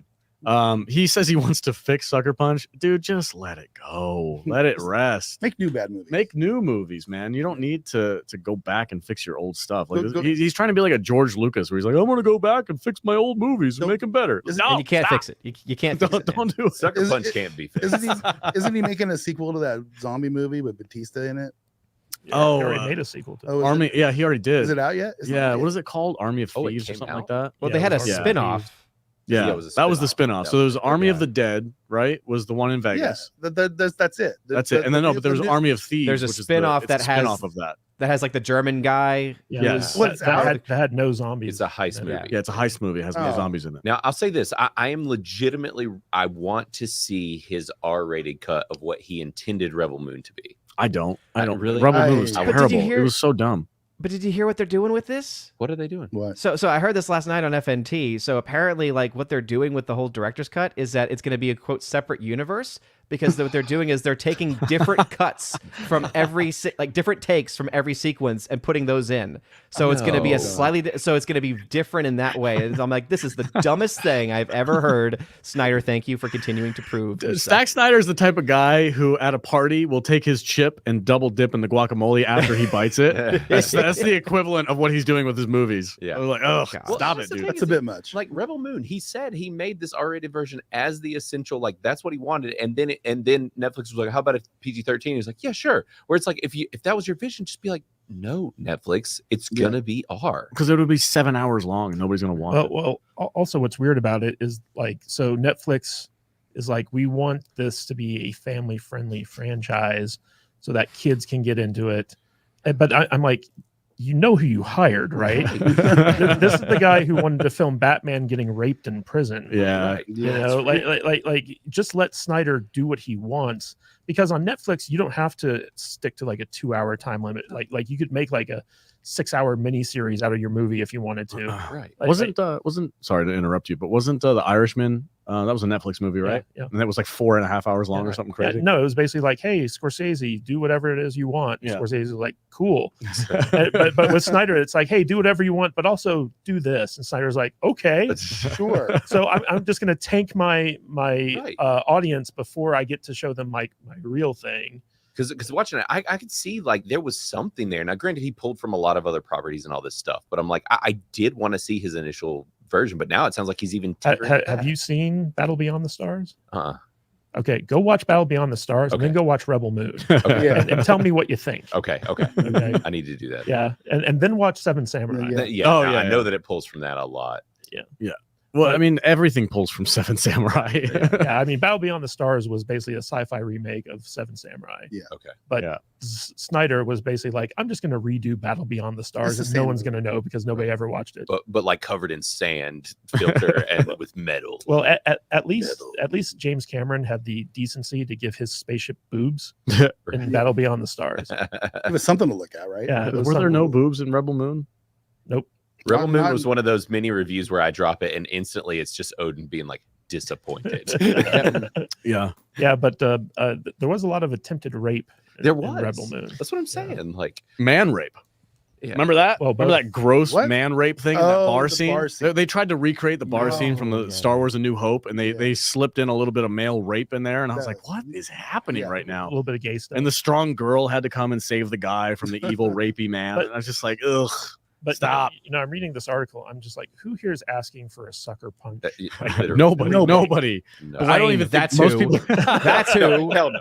Don't you put that evil on me, Ricky Bobby. Do not. It's so funny. Blaine's asking for it. Yeah, but apparently he's got like all the footage he wants already shot. Okay, whatever, man. You know, and he's like, I don't know who owns the rights, so like I'm just waiting to hear like Oh, you know if I got permission to do it. I'm How- like, he doesn't own the rights to his own movie. well, it wasn't it goes to part the of studio. his- Whoever the studio Whoever's is. that. distribution rights, yeah. I'm sure whoever has it will give it to you for free. Nobody wants it. Just Nobody's put that shit watching- on yeah, YouTube. Nobody's gonna make a sequel to Sucker Punch, Zach. But I'm like, how different can this movie? Like he says, it was never finished properly. I'm like, how did you? That's how the were you not story- able to finish Dude, it that has properly? been the story with all of his movies except for Yep. maybe 300. And I'm sure if you pressed him, he'd probably be like, well, yeah, I had a different cut of 300 too. They showed like, everybody's balls it- hanging out of the bottom of Yeah. the loincloths. There was a ball shot of Gerard Butler. Yeah. The balls cut. We want the Yeah. balls cut. No, Zach's been saying a lot of weird things lately. Not lately, maybe just for a long No. time. I just haven't been paying attention until now. But well, his whole thing about wanting to direct porn. that's an interesting one because I feel like there might be a little bit of headline mess, shenanigans going on with this. Because I read it and he's like, I didn't hear him say it, so it's hard to hear the context for what the quote is. But he's like, yeah, it'd be cool to do a freaking nudity. Or I'm like, you've done hard R nudity in 300. You filmed a sex scene in that movie that was like full on slow motion jiggle, physics, and it's a great scene. So I'm not really sure what you're missing here, buddy. Well, he said he wanted to put nudity in Justice League. Yeah. Right. Well, who wouldn't want to see and that? he was like, like I think nudity's cool. I'd like to direct a porno someday. I swear this guy's stoned and just saying shit. It sounds like my dad. Like I took him to a con in Charlotte for like when I was young, and there was all the weird art where they're like making like all the superheroes nude and whatever. My dad still talks about it this day. He's like, remember that time that we saw Wonder Woman's boobs at that con? That feels like Zack Snyder. Yeah, no kidding. What's funny is It's a creepy old man. Yeah, exactly. what's funny is all the memes on Twitter about this stuff where it's basically like Zack Snyder's porn would be like an hour of slow motion, just like Yeah. it didn't work. Yeah. Like you lose your bone. And no money shot. Yeah. No money shot. Or It's like 4 hours or long. the money shot would be in super slow mo, Yeah. and it would be super weird. It was like, oh, I don't need to see that kind of fluid. Odin's like abort. Now- No, seriously, Yeah. like every time I hear anything about Snyder, especially when it comes to this, it's like this shows how just much of a depraved individual he is, yeah. Yeah. Right. and he just give it up. Like seriously, just go away, Snyder. Mhm. You need help. Just make a decent movie the first time. Mhm. That's what drives me crazy. Is everybody's like, I want the Snyder cut. I'm like, why didn't he make that the first time? Why didn't he make a movie? If he had these guidelines, right? The studio's like, look, we need it to be at least 2.5 hours or maximum 2.5 hours. It needs to be a story about this. Oh, okay. Here, I wrote a 5.5 hour movie. And they're like, no, we can't. And that's just part one. You're like, you got to Yeah. cut this down to 2 hours. Well, it's not going to be my movie then. We told you 2.5 hours max. Yeah, but it's 4. It's like, can you just, if you're going to make a movie in the guidelines, make a movie in the guidelines. Right. It would Well, probably this be was okay. shot. It was Especially when Netflix. This even- was his shot. Even your full movie isn't that good. Yeah. It's like I'm sorry, like if you need to have 4 hours to go from maybe an F tier movie to a D tier movie, I'm sorry, but like you shouldn't be making movies. I also find it funny that a lot of the defense for like Batman v Superman is like, oh, the script is just too intelligent for most audience members. Audiences aren't able to comprehend the brilliance The refined palate. the No. script. We've all seen the death of Superman. We've all seen the return of the Dark Knight. The Dark Knight Returns. He's basing this off of comic books we've already read. Yep. So just freaking make the movie, man. Well, what kills me is like Snyder always wanted to direct Batman movies, right? And so like, you know, Nolan was in the middle of his run when they came to him to do Superman, Man of Steel. And so when they were doing the sequel, he was like, I want to backdoor my way into directing a Batman film by doing Batman v Superman. He sold it to the studios as a way to launch Justice League. But it was really just because he wanted to direct Batman. And he screwed over like the entire DC universe by wanting to do it his way. Right. And it was stupid. It was very stupid. And they rushed it. He should have just done. He should have just got them to do a only Batman movie, which I really like. Man of Steel, personally, I'm a huge fan of it. But like, we named my son Clark after watching that movie, and I wasn't even a huge Superman fan. So like, but I totally agree. Yeah, but he screwed over Henry Cavill in the process of doing it like that. Absolutely. You know, like it would have been great to have had like a proper sequel to Man of Steel. Well, like Totally even agree. if he wanted to do Batman v Superman, make Batman the antagonist of the movie. Leave out Lex Luthor and all this other like bullshit. Just have it be Batman versus Superman. Totally agree. Martha. I think Yeah. I'm just ready to move on past Snyder's Snyderverse. Well, I it sounds just like we I guess are. let's go into James Gunn, see what he does. Yeah. I mean, this movie coming up, I'll be curious. the stuff coming out seems I don't know. I'm a little bit caped out. You know what I mean? yeah, Really? we all are. I'm marveled out. I'm still a little curious about what the DC stuff's gonna be. Yeah, it depends. Give me some more Peacemaker. Peacemaker's all right.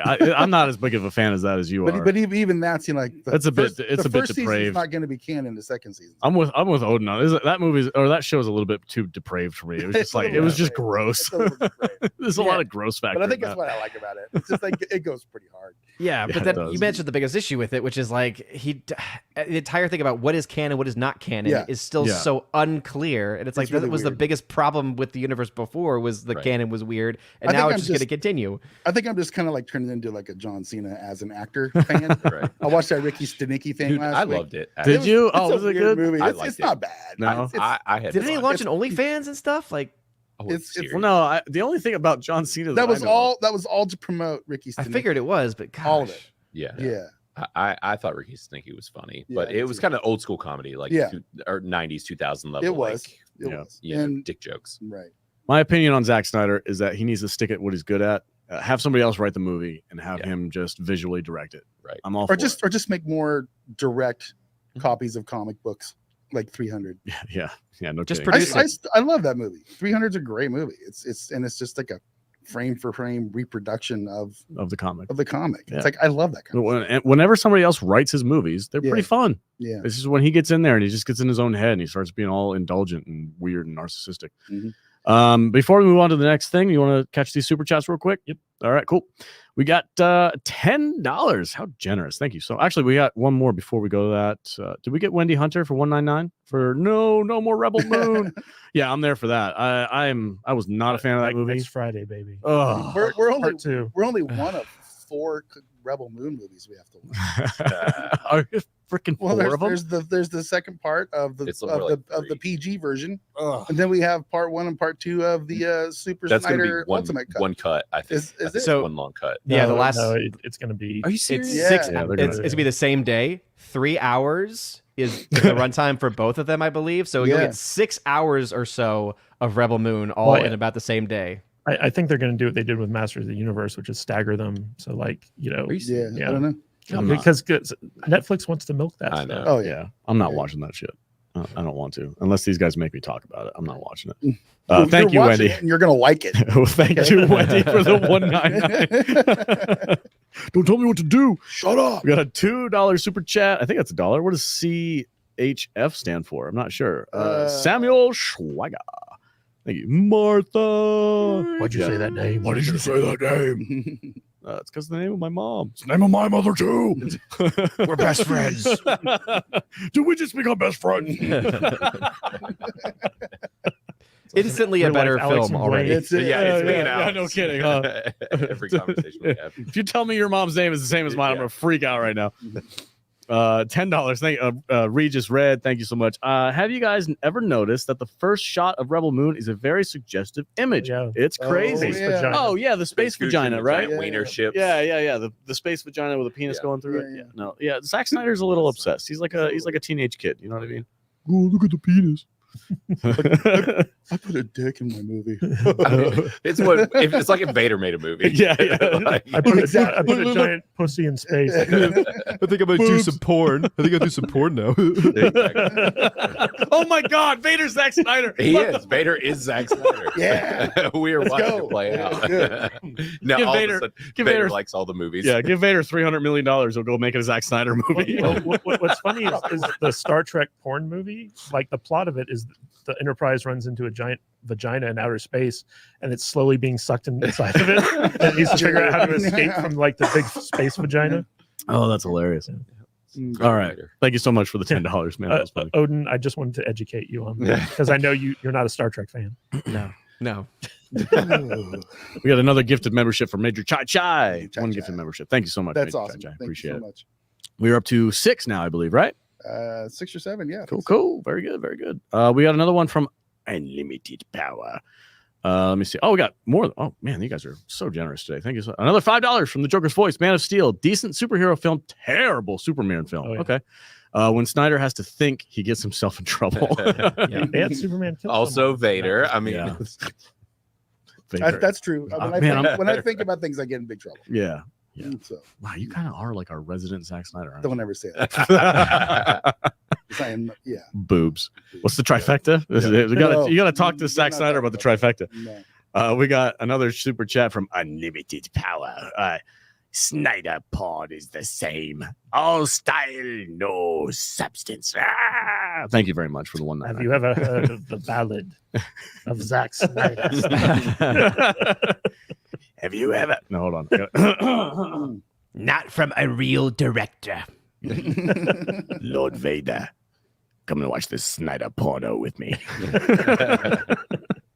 I now have the Snyder All cut. right, you guys need to stop. Yes, my master. Oh, man. Lord Vader, check out the sweet tits on this one. I'm sorry, Odin. All right. Let's see what we got here. Oh, we got X-Files is on the hook for a reboot, rehash, whatever Oh, from none other than our favorite content creator, Disney. I didn't even read this. How badly are they going to screw that They're up? gonna- So they're gonna- X-Files, They're going to put a chick in it and make it gay. yeah. Oh, yeah. It's going to be a very diverse, dynamic duo for the Supernatural. So when Disney bought Fox, they got the rights to their Yeah. entire catalog, and X-Files still a very popular show after 30 years since it went off the air. Mhm. But right now they're going to be rebooting it, and guess who is the person behind the reboot?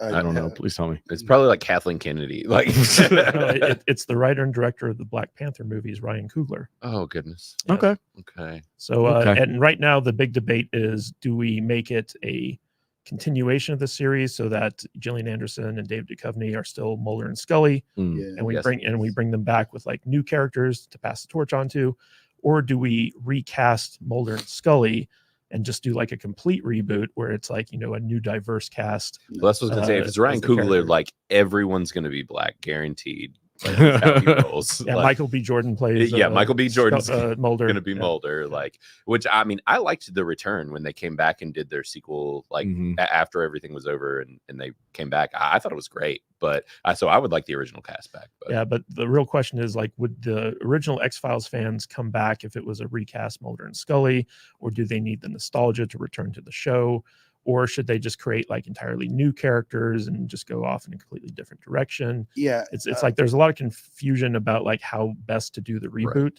but we do know that basically it's under Disney's umbrella, and Ryan Coogler is the one who's basically rebooting it. He's going to be As- the executive producer. As a fan of the original show, the first option of bringing back the original Molly and Skolder Mhm. to pass on the torch would be the preferable one, and then I could just stop Right. watching it after they're not on the show anymore. I mean, it's Disney. Yeah, they're not going I mean, that alone to. Zero faith. gives me, it just makes me have really zero interest in it at all. Yeah. to even want to Yeah, if give it any lip service. Who You know, owns it's just this who is owns the History Channel? I don't know. I think that went to Well, it's not- Discovery and no, all that, no, right? Or is that Disney? Discovery is Discovery. Okay. History Channel. History Oh, that's Channel's right. on National Hulu. National Geographic, So, right? so Fox, definitely that. Disney. Yeah. So it still is Disney. Disney owns everything. Jesus bro. Come on. Christ. Oh my They run God, the they world. own the History Channel. That's terrifying. Yeah. I actually went on Hulu to try to find some like history documentary to watch because I'm super into like Yeah, going down a history little docs right rabbit now. hole. And when I was looking on through Discovery, I was like, I'm not finding anything past like the last like 30 years on here. So like I wanted to go back and look at some real history stuff. And so History Channel was on Hulu, and the only thing they have are like a couple World War II things, and Mhm. like the rest is just reality shows. Mhm. So it was kind of weird. But if you go on YouTube, there are actual history documentaries on there from like all over the time span of the planet. So Yeah. Right. And Paramount Plus has a pretty good Smithsonian like Mhm. does like a series of historical documentaries and stuff like that. It's pretty cool. But yeah, no, Disney's gonna ruin it. I have zero faith in this. I cannot claim that I've ever been a fan of X-Files. I remember watching it when I was a kid, and I never got into it. I never cared much. dude, But there's so X-Files at its peak was amazing. Yeah. It was. the- It's great. I love it. I've heard nothing but good things about it from anybody who watched It's even fun to go back. Actually, I started going back with my daughter, who's Mhm. she's like 10 now, and she's like, "This show is awesome."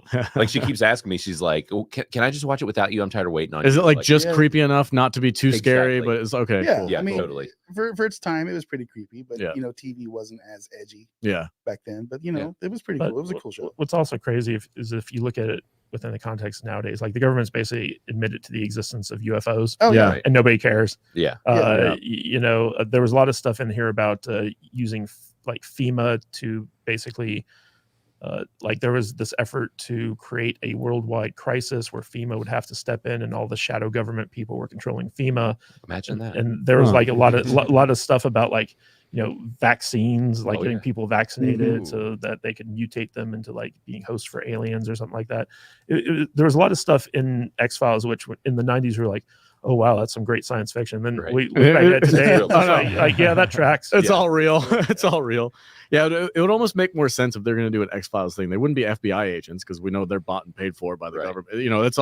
It's all shady dealings anyway. It would get, be like, more. It would be conspiracy. more likely to be like a couple of YouTubers Right. just making like Well, that doing investigative journalism that and would looking be, into these things. That would be like what are the names of the three dudes? It was like the Lone The Horseman, or Lone something like Rangers or whatever. Yeah, it would be a show about those guys. Yeah, That would be cool. So, But that. Well, they had their own show. yeah, did on they? YouTube. yeah, I think they did. It was a like mini-series spinoff type thing. Oh, okay. What were those guys' names? I forget. Was it the Lone Horseman? Something like that. It I'm sure was like somebody the Lone somebody in the Rangers chat will be or able to know what those something, yeah. guys' names were. But Did you watch X-Files, Odin? I actually didn't. Really? I think my wife got into that show for a bit, but I've never actually seen it. The return was really cool because it was very meta, and they kind of leaned into it. And it The Lone Gunman. Lone Gunman. Lone Gunman, yeah, that's Yeah, but I was really disappointed in like the Thank you, Chad. number one, the two movies. The two movies were Right. terrible. They were just like long episodes of the show. And then like when they did like the attempted Right.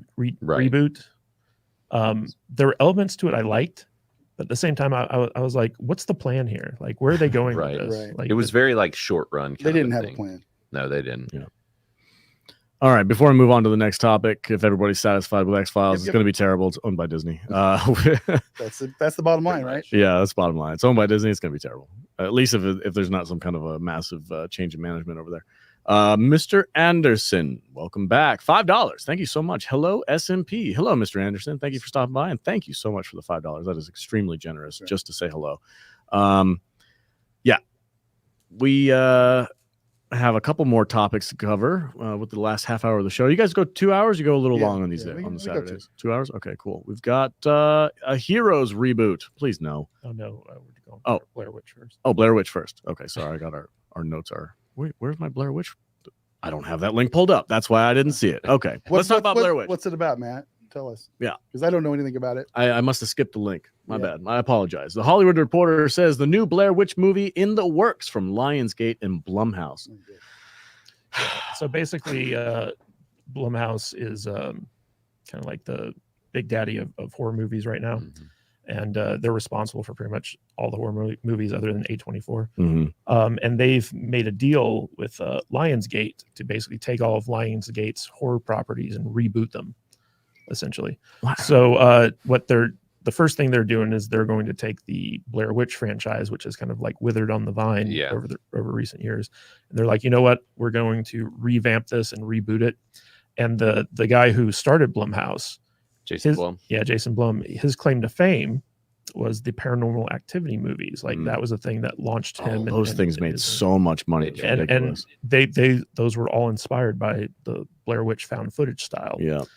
So he has like a particular affinity for this franchise, and he's basically like, I want to take it, and I don't want to try to recapture lightning in a bottle, but I do want to create like a new version of it that people are actually going to enjoy, because the 2 sequels to it were pretty bad. Yeah. When did There was a recent sequel, actually. Yeah. when did Blair Witch come out? 1990. Because 9? I don't think I've ever actually watched We movie. watched it for the show. podcast. No, I wasn't here. You weren't I there? don't think I was here. Oh, okay. You probably hate it. It's all shaky cam. Yeah, Yeah. probably made me barf. I don't like the label reboot. Like Right. it's so overdone. Like if you're gonna you want to do a franchise, like let's say this guy is like, I really love the Blair Witch and I want to continue that legacy on with different movies. Call it something else. Call it something else and make cool, Yeah. creepy. Why Found can't we Do get not something understand new? how franchises work. Right. Just call it something else and just be like, We don't should- know, because it we can't should, be the Blair Witch, because the Blair Witch is very specific for the story in that movie. It takes place in a very specific area in New England. When they did the sequel, it was called Book of Shadows, the Blair Witch Project, right? And it kind of like tried to expand upon the mythology of the Blair Witch. The actual second movie, which was just called Blair Witch, Mhm. was actually like really good at expanding the lore, but it was just kind of like, it was too little too late, in my opinion. Like it was a good movie, but it wasn't like if it had come out like maybe a year after Blair Witch hit, it would have been like amazing. But it was just too slick. It felt like too much of a actual movie. Because the first one was so raw. Yeah. Like I've got a fun story about it. Actually, so back when that came out, me and my best friend, what we did was we ran an extension cord from my parents' house all the way to the backyard, and we put up a tent in the backyard and a box TV with a VHS player and watched Blair Witch Project. Like Blaine, I'm fucking leaving now. He did that too. I did the exact same thing. see? With a tube TV in the backyard and a tent with an extension cord. Totally. Yeah. God damn it. Every time, man. We are too similar. This is freaking me out.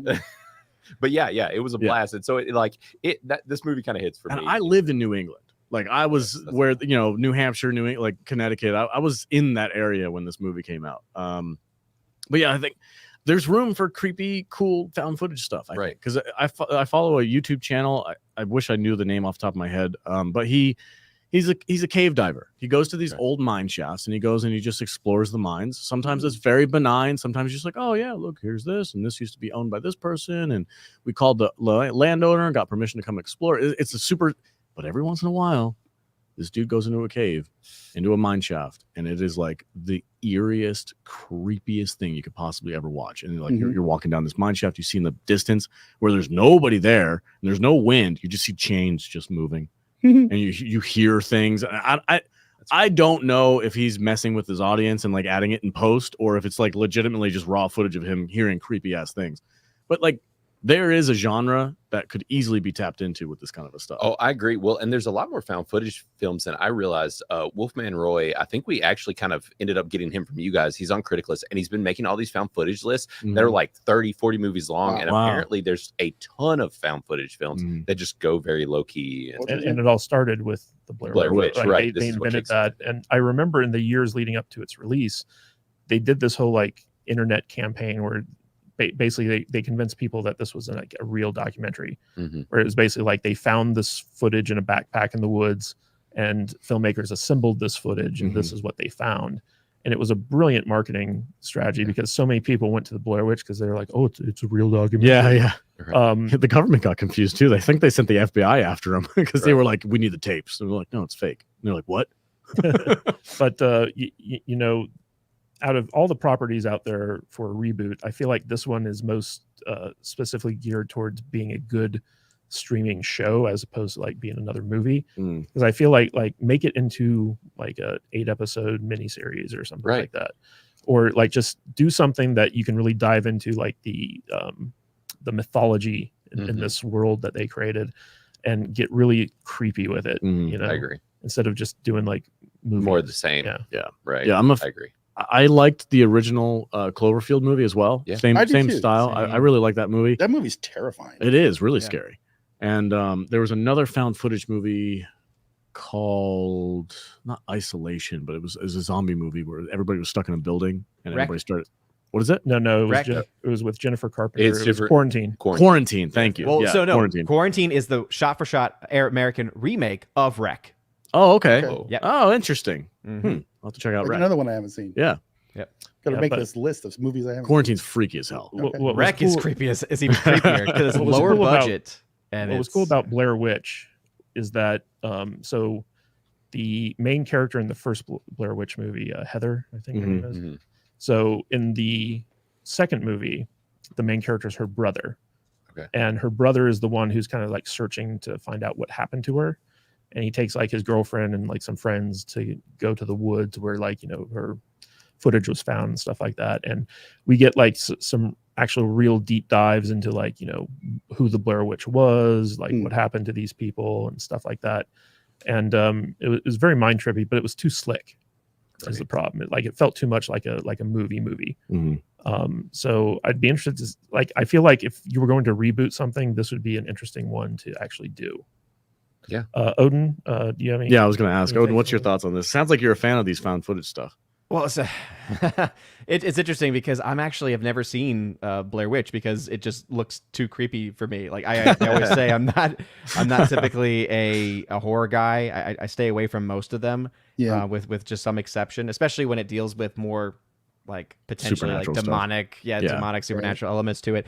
Yeah. But I think that this is the kind of reboot that could be successful because what we've gotten recently of the last several years has been a lot of, I think, really bad horror films that are very formulaic. They follow this just the same thing. Like how many possessed doll films have we had? Right. How many, Right. you know, and how many other kinds of films have we just been seeing? It's weird because we haven't had a good franchise like horror series, but honestly, I think that they could actually do a lot with this as more of like an anthology series.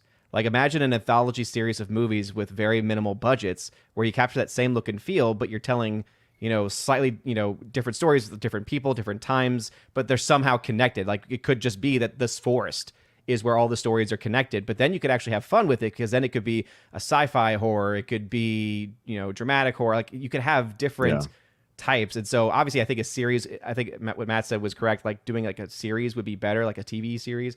But I think you could also make it work in a movie series as well, because you could do it with very, very low budgets. And ultimately you need to make movies that people are going to go see in theaters because theaters are hurting.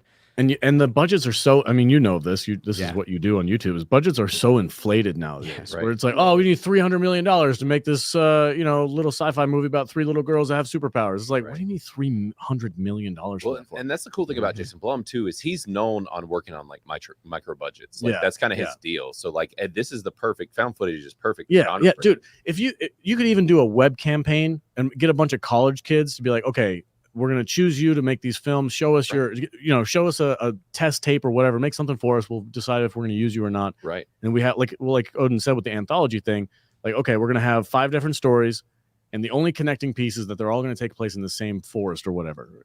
But they're all gonna be different stories, different people, made by different groups of these college kids who are on like just out there with their cameras and doing stuff. You can make it for super low budget, and if it makes any money at all, you're good. If it, Right. you I don't know, know, man. I always, I don't like low budget movies. I know you don't. I know. I just don't. You like eye candy. I do. I you know, I want big musical scores and lots of splashy special effects and stuff. Watching some dumbass with a camcorder running through the. They're Right. creepy though. Wait, dude. It's like, this is Have you so seen hard to As stand. Above, So Below? I think that's Yeah. a movie in France where they go to the Yep. catacombs. Yep. Freaky as I feel hell. like I'm dude. gonna have to like just do take a couple of weeks and just dive. Right. That's what A dozen of these movies I really don't want to watch. Yeah. And it's like, okay, I'll see if I can figure out what's Yeah. going on. because there is a lot. Like you saw that list, you pulled it up a minute ago that Roy made, and it's Yeah. more of like the Hollywood level one. And I didn't see a single movie on that list I want to watch. It's not your genre. It's okay. No, I mean, Yeah. I'm not really into a huge horror movie guy. And every time I watch a horror movie, I end up finding myself laughing more than anything because You're they're just stupid. Yeah, You don't know- watch Rec then because it's a foreign language film too. So It's like I think We got to read and shaky cam. I'm gonna have to get into some of these Korean horror movies or something. To see. Oh yeah. You know, basically these movies that are actually the originals of the ones that American people remade. Yeah. And made them less scary. Well, look, I mean, like, I think we all across the board gave Train to Busan like 100%. Oh, it's one of that the movie best, freaking one of the best zombie movies. best. ever. Yeah, best zombie movie ever made. Because it's a good movie. Have you heard Yeah. about that new shit show on Netflix, Parasite? Yeah. Where it's Yeah. directed by the guy who did Train to Busan. I am intrigued by that. I just Yeah. haven't had a chance to watch. You know, the more I'm thinking about this, I think the more I like found footage movies because somebody just Right. popped up in the comments. What about that movie about people going to Chernobyl? I love that movie. I can't remember the name of it, I know but the one you're talking What about. about- yeah, they took found footage and they went to like Chernobyl and it was all freaky and supernatural and stuff. And I'm like, that's freaking badass. Chronicle. That's cool. Chronicle. Chronicle. Chronicle is that one about the Dude, kids that find a The meteorite, superheroes right? Chronicle. That movie is the shit. And you, Yeah, man, it I went love dark too. It Like it started- started off.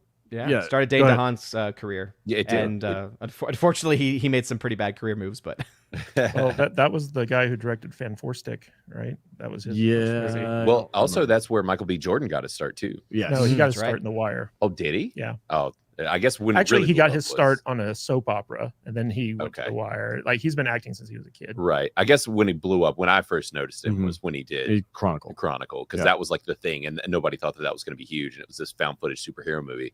You know, Because that, it went dark at the end. it did. That one kid was like socially awkward, just turning Right. into a He's just, super like, villain. pulling It the was legs off it the was so spiders, it was like- so perfect, dude. It was like this is how you begin with a Well, super. then that guy went on to. He was in Spider-Man, right? Yep. Yeah. So Yeah. he was in The Amazing Spider-Man, but then he went on to Valerian. Mhm. Yeah. again, Oof. bad career moves after. But I have yet to finish that movie. Valerian. I have started that Valerian movie It's not like good. at least 6 times. I didn't hate it. I didn't hate it. can get to the part where they're escaping from the weird city with whatever it is, Mhm. that thing that they're trying to get, and then I never make it past that. I don't know what happens. It's in the same universe as The Fifth Element. Yeah, I know. That's what I was going to say. It's It's not the just- fifth. It's not The element, Fifth though. Element. No. It's not also that the good. same universe as Yeah. Leon the Professional. What? Yeah, really? Is that legit? No, I was Oh, like, okay. well, hold on. I'm gonna No, I mean, go back and it's Luc rewatch it. Besson's. Right. Okay. Right. Yeah, Valerian was okay. I just thank you, Potato King. I liked it. I didn't like it, but hold on. How do I phrase this without sounding like a douchebag?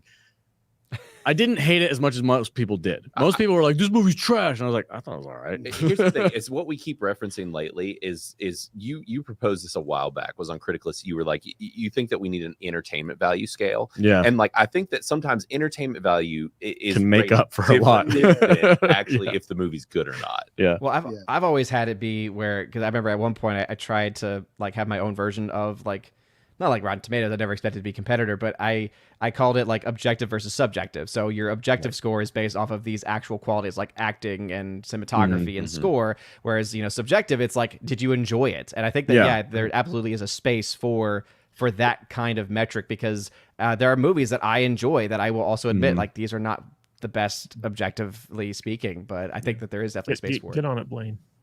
Yeah. Put that. I need one more scale in there. We need to do Entertainment the value. entertainment value scale for Yeah. sure. We've been talking about it for months. It's probably going to happen at this point. All right, cool. Good deal. Just mentioning, since we're talking about Blaine's app, go to criticalist.com, set up a profile so you can review movies. It's a big old fat middle finger to Rotten Tomatoes and all these other Follow all. bias. And Yeah. follow ours. We're all on there. Also, real quick, just Odin, if you can follow me down the nostalgia trail. You remember, I think it was 2019, like there was that big debate about objective versus subjective in movies. Oh, yeah. Yes. You and I were constantly arguing with these idiots. It's like, no, there is an objective scale in which to judge movies.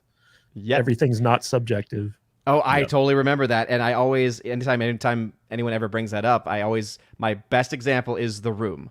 It's like, I'm sorry, you cannot in any way argue it's objectively good. You cannot. It's impossible. And yet, how many people enjoy it subjectively? Yeah. It proves the point. Yeah. Mhm. I love the comments already. Sometimes the crappiest movies have the best entertainment value. It's true. Yep. I mean, Scary Movie based an entire genre on that. Like, this is a bad movie, but it's funny, so it's entertaining. Yeah, but I always wanted to do like a hardcore debate with these people who are like, all movies are subjective, and just like run them into the ground. Like I know that around that time I was watching a lot because Jeremy was from Geeks and Gamers. Yeah. Was taken a lot of these guys on, and there were a lot of times where like I'd watch debates and I'd just be like, you're missing this argument, you're missing this argument, you're missing this argument. Like there's so many arguments where you could just take these guys to task and drive them into the ground and be like, nope, not everything is subjective. Just never got around to it. But, you know, me and Odin were just kind of like on the front lines of that stuff when it was happening. It was pretty fun.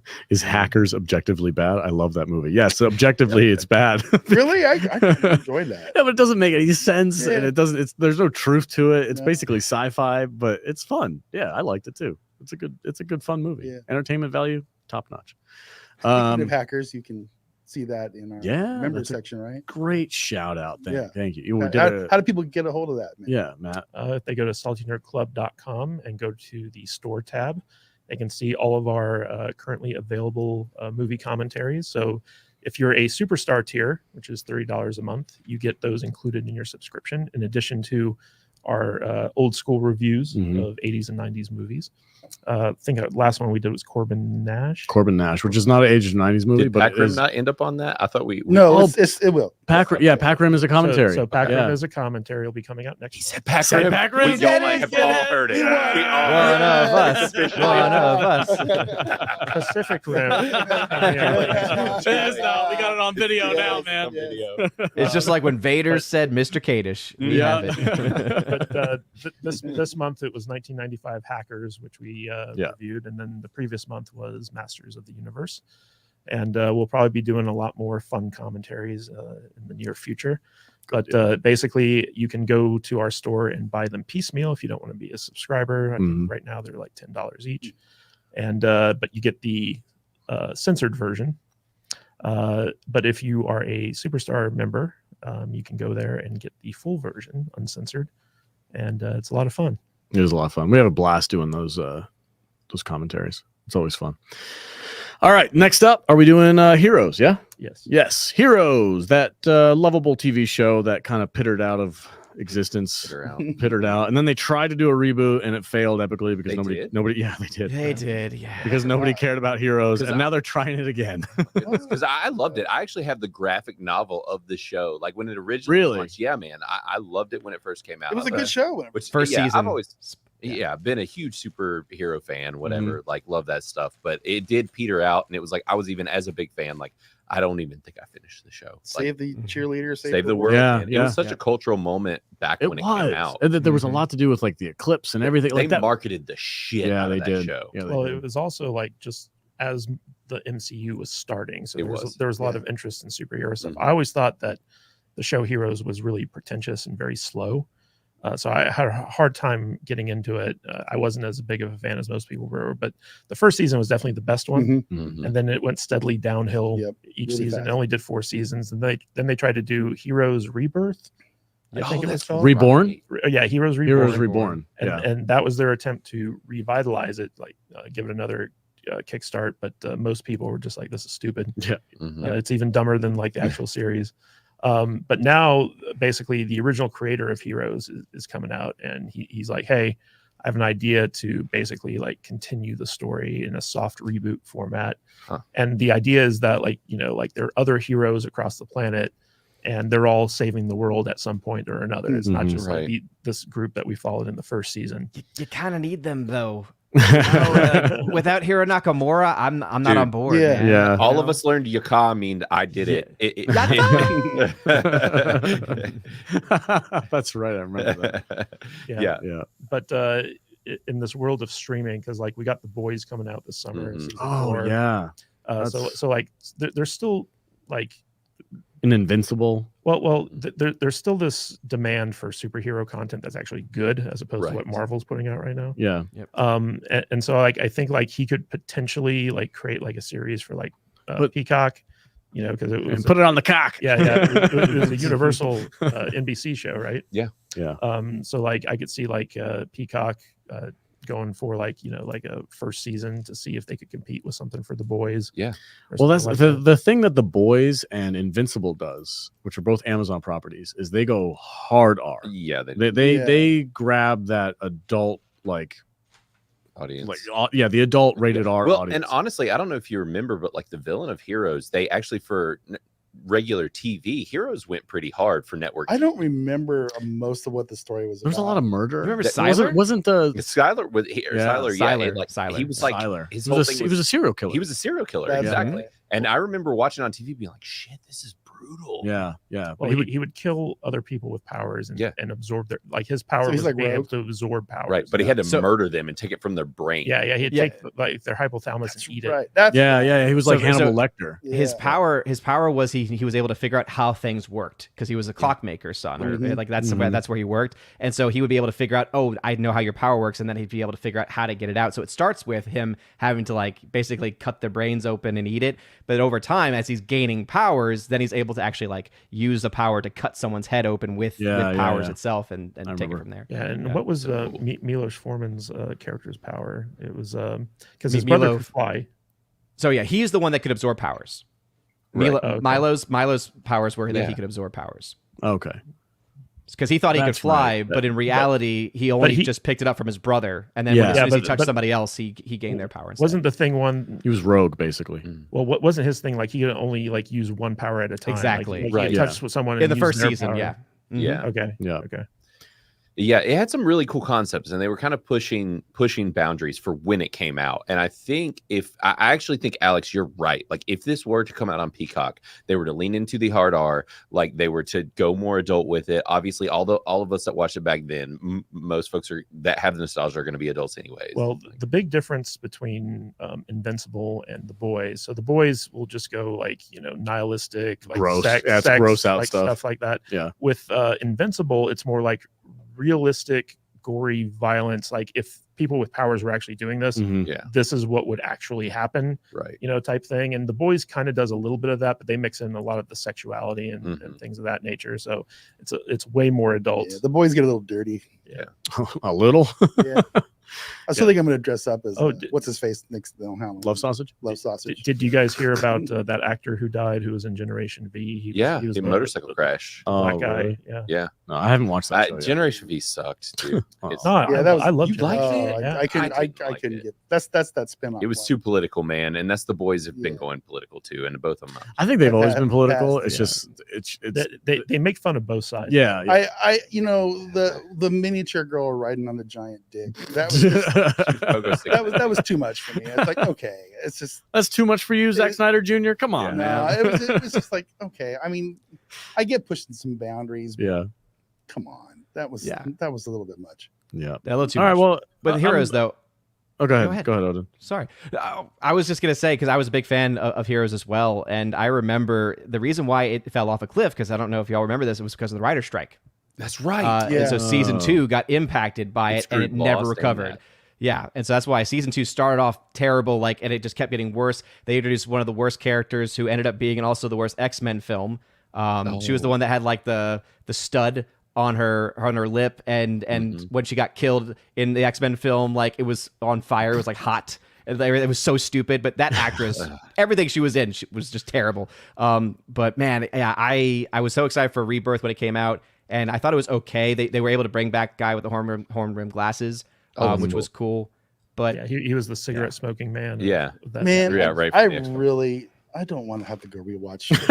I feel like I need to go rewatch Heroes, but I don't. season want 1, rewatch it, dude. It's It's- still yeah. good. It's good. Yeah. It makes me want to watch Rebirth because I didn't actually go back and do Rebirth, but Yeah. because I was just like worried it was going to be bad, so I didn't want to like taint my memory of. Yeah. Are we good to go to some super chats? Cool. Yeah. All right. We got a couple super chats here to top off. We got Mr. Blurred Out. Nice thumbnail, by the way. I like that little That's good. guy. Hello, Hollywood is Scrape. This is Scrape. He works with. Oh, Bottom hello, of Hollywood. Barrel. This is Scrape. He works with Bottom of Barrel. By the Oh, way, is that? Oh, that's the Heroes thing. Like, Yeah. yeah, we're just keep doing these reboots. Reboot. By the way, we're going to be reviewing Fallout first 4 episodes Yep. on Tuesday's show. Yes, we are. Heavy spoilers too. Heavy Right. spoilers. We're talking everything. Yep. Details, which means I have to watch the show. Destiny Captain for $199.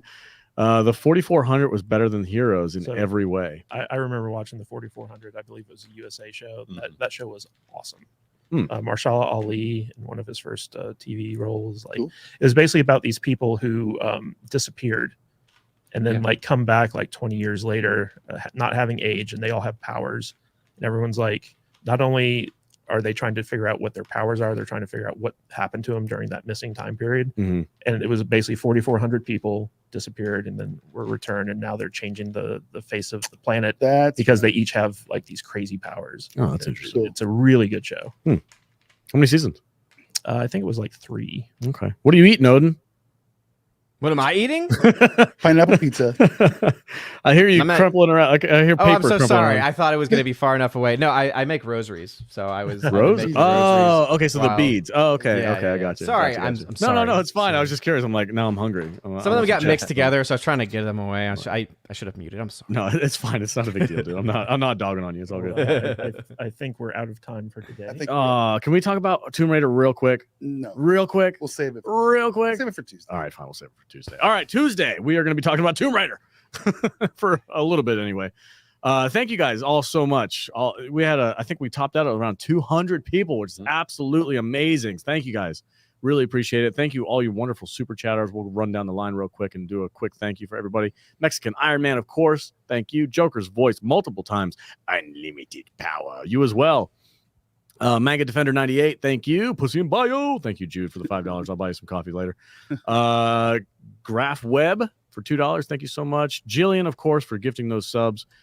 Brent, thank you. Samuel Schwaga. Brett Brett.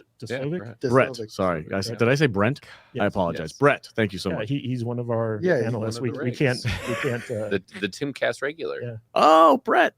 Pop culture Awesome. Crisis. Yeah, pop culture. Okay, cool, Crisis. Go cool. check Good that deal. out on Timcast. Wendy Hunter, who's here every time. She even watches me game. All you gotta do is read the little thing underneath the thing.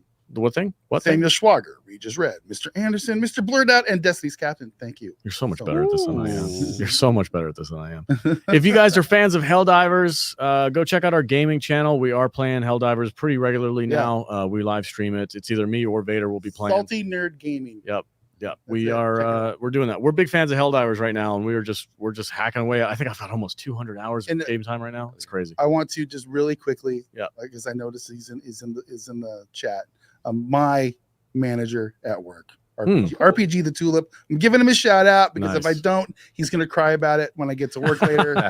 And he's got a burgeoning young Twitch channel at RPG the Tulip over on Twitch. He plays Siege over there. It's really fun. It's a Oh, really nice. show. Good So deal. he's another old guy like me who likes to play video games. So go give him some support. Awesome. Well, Odin, any final thoughts, and where can people find more of you?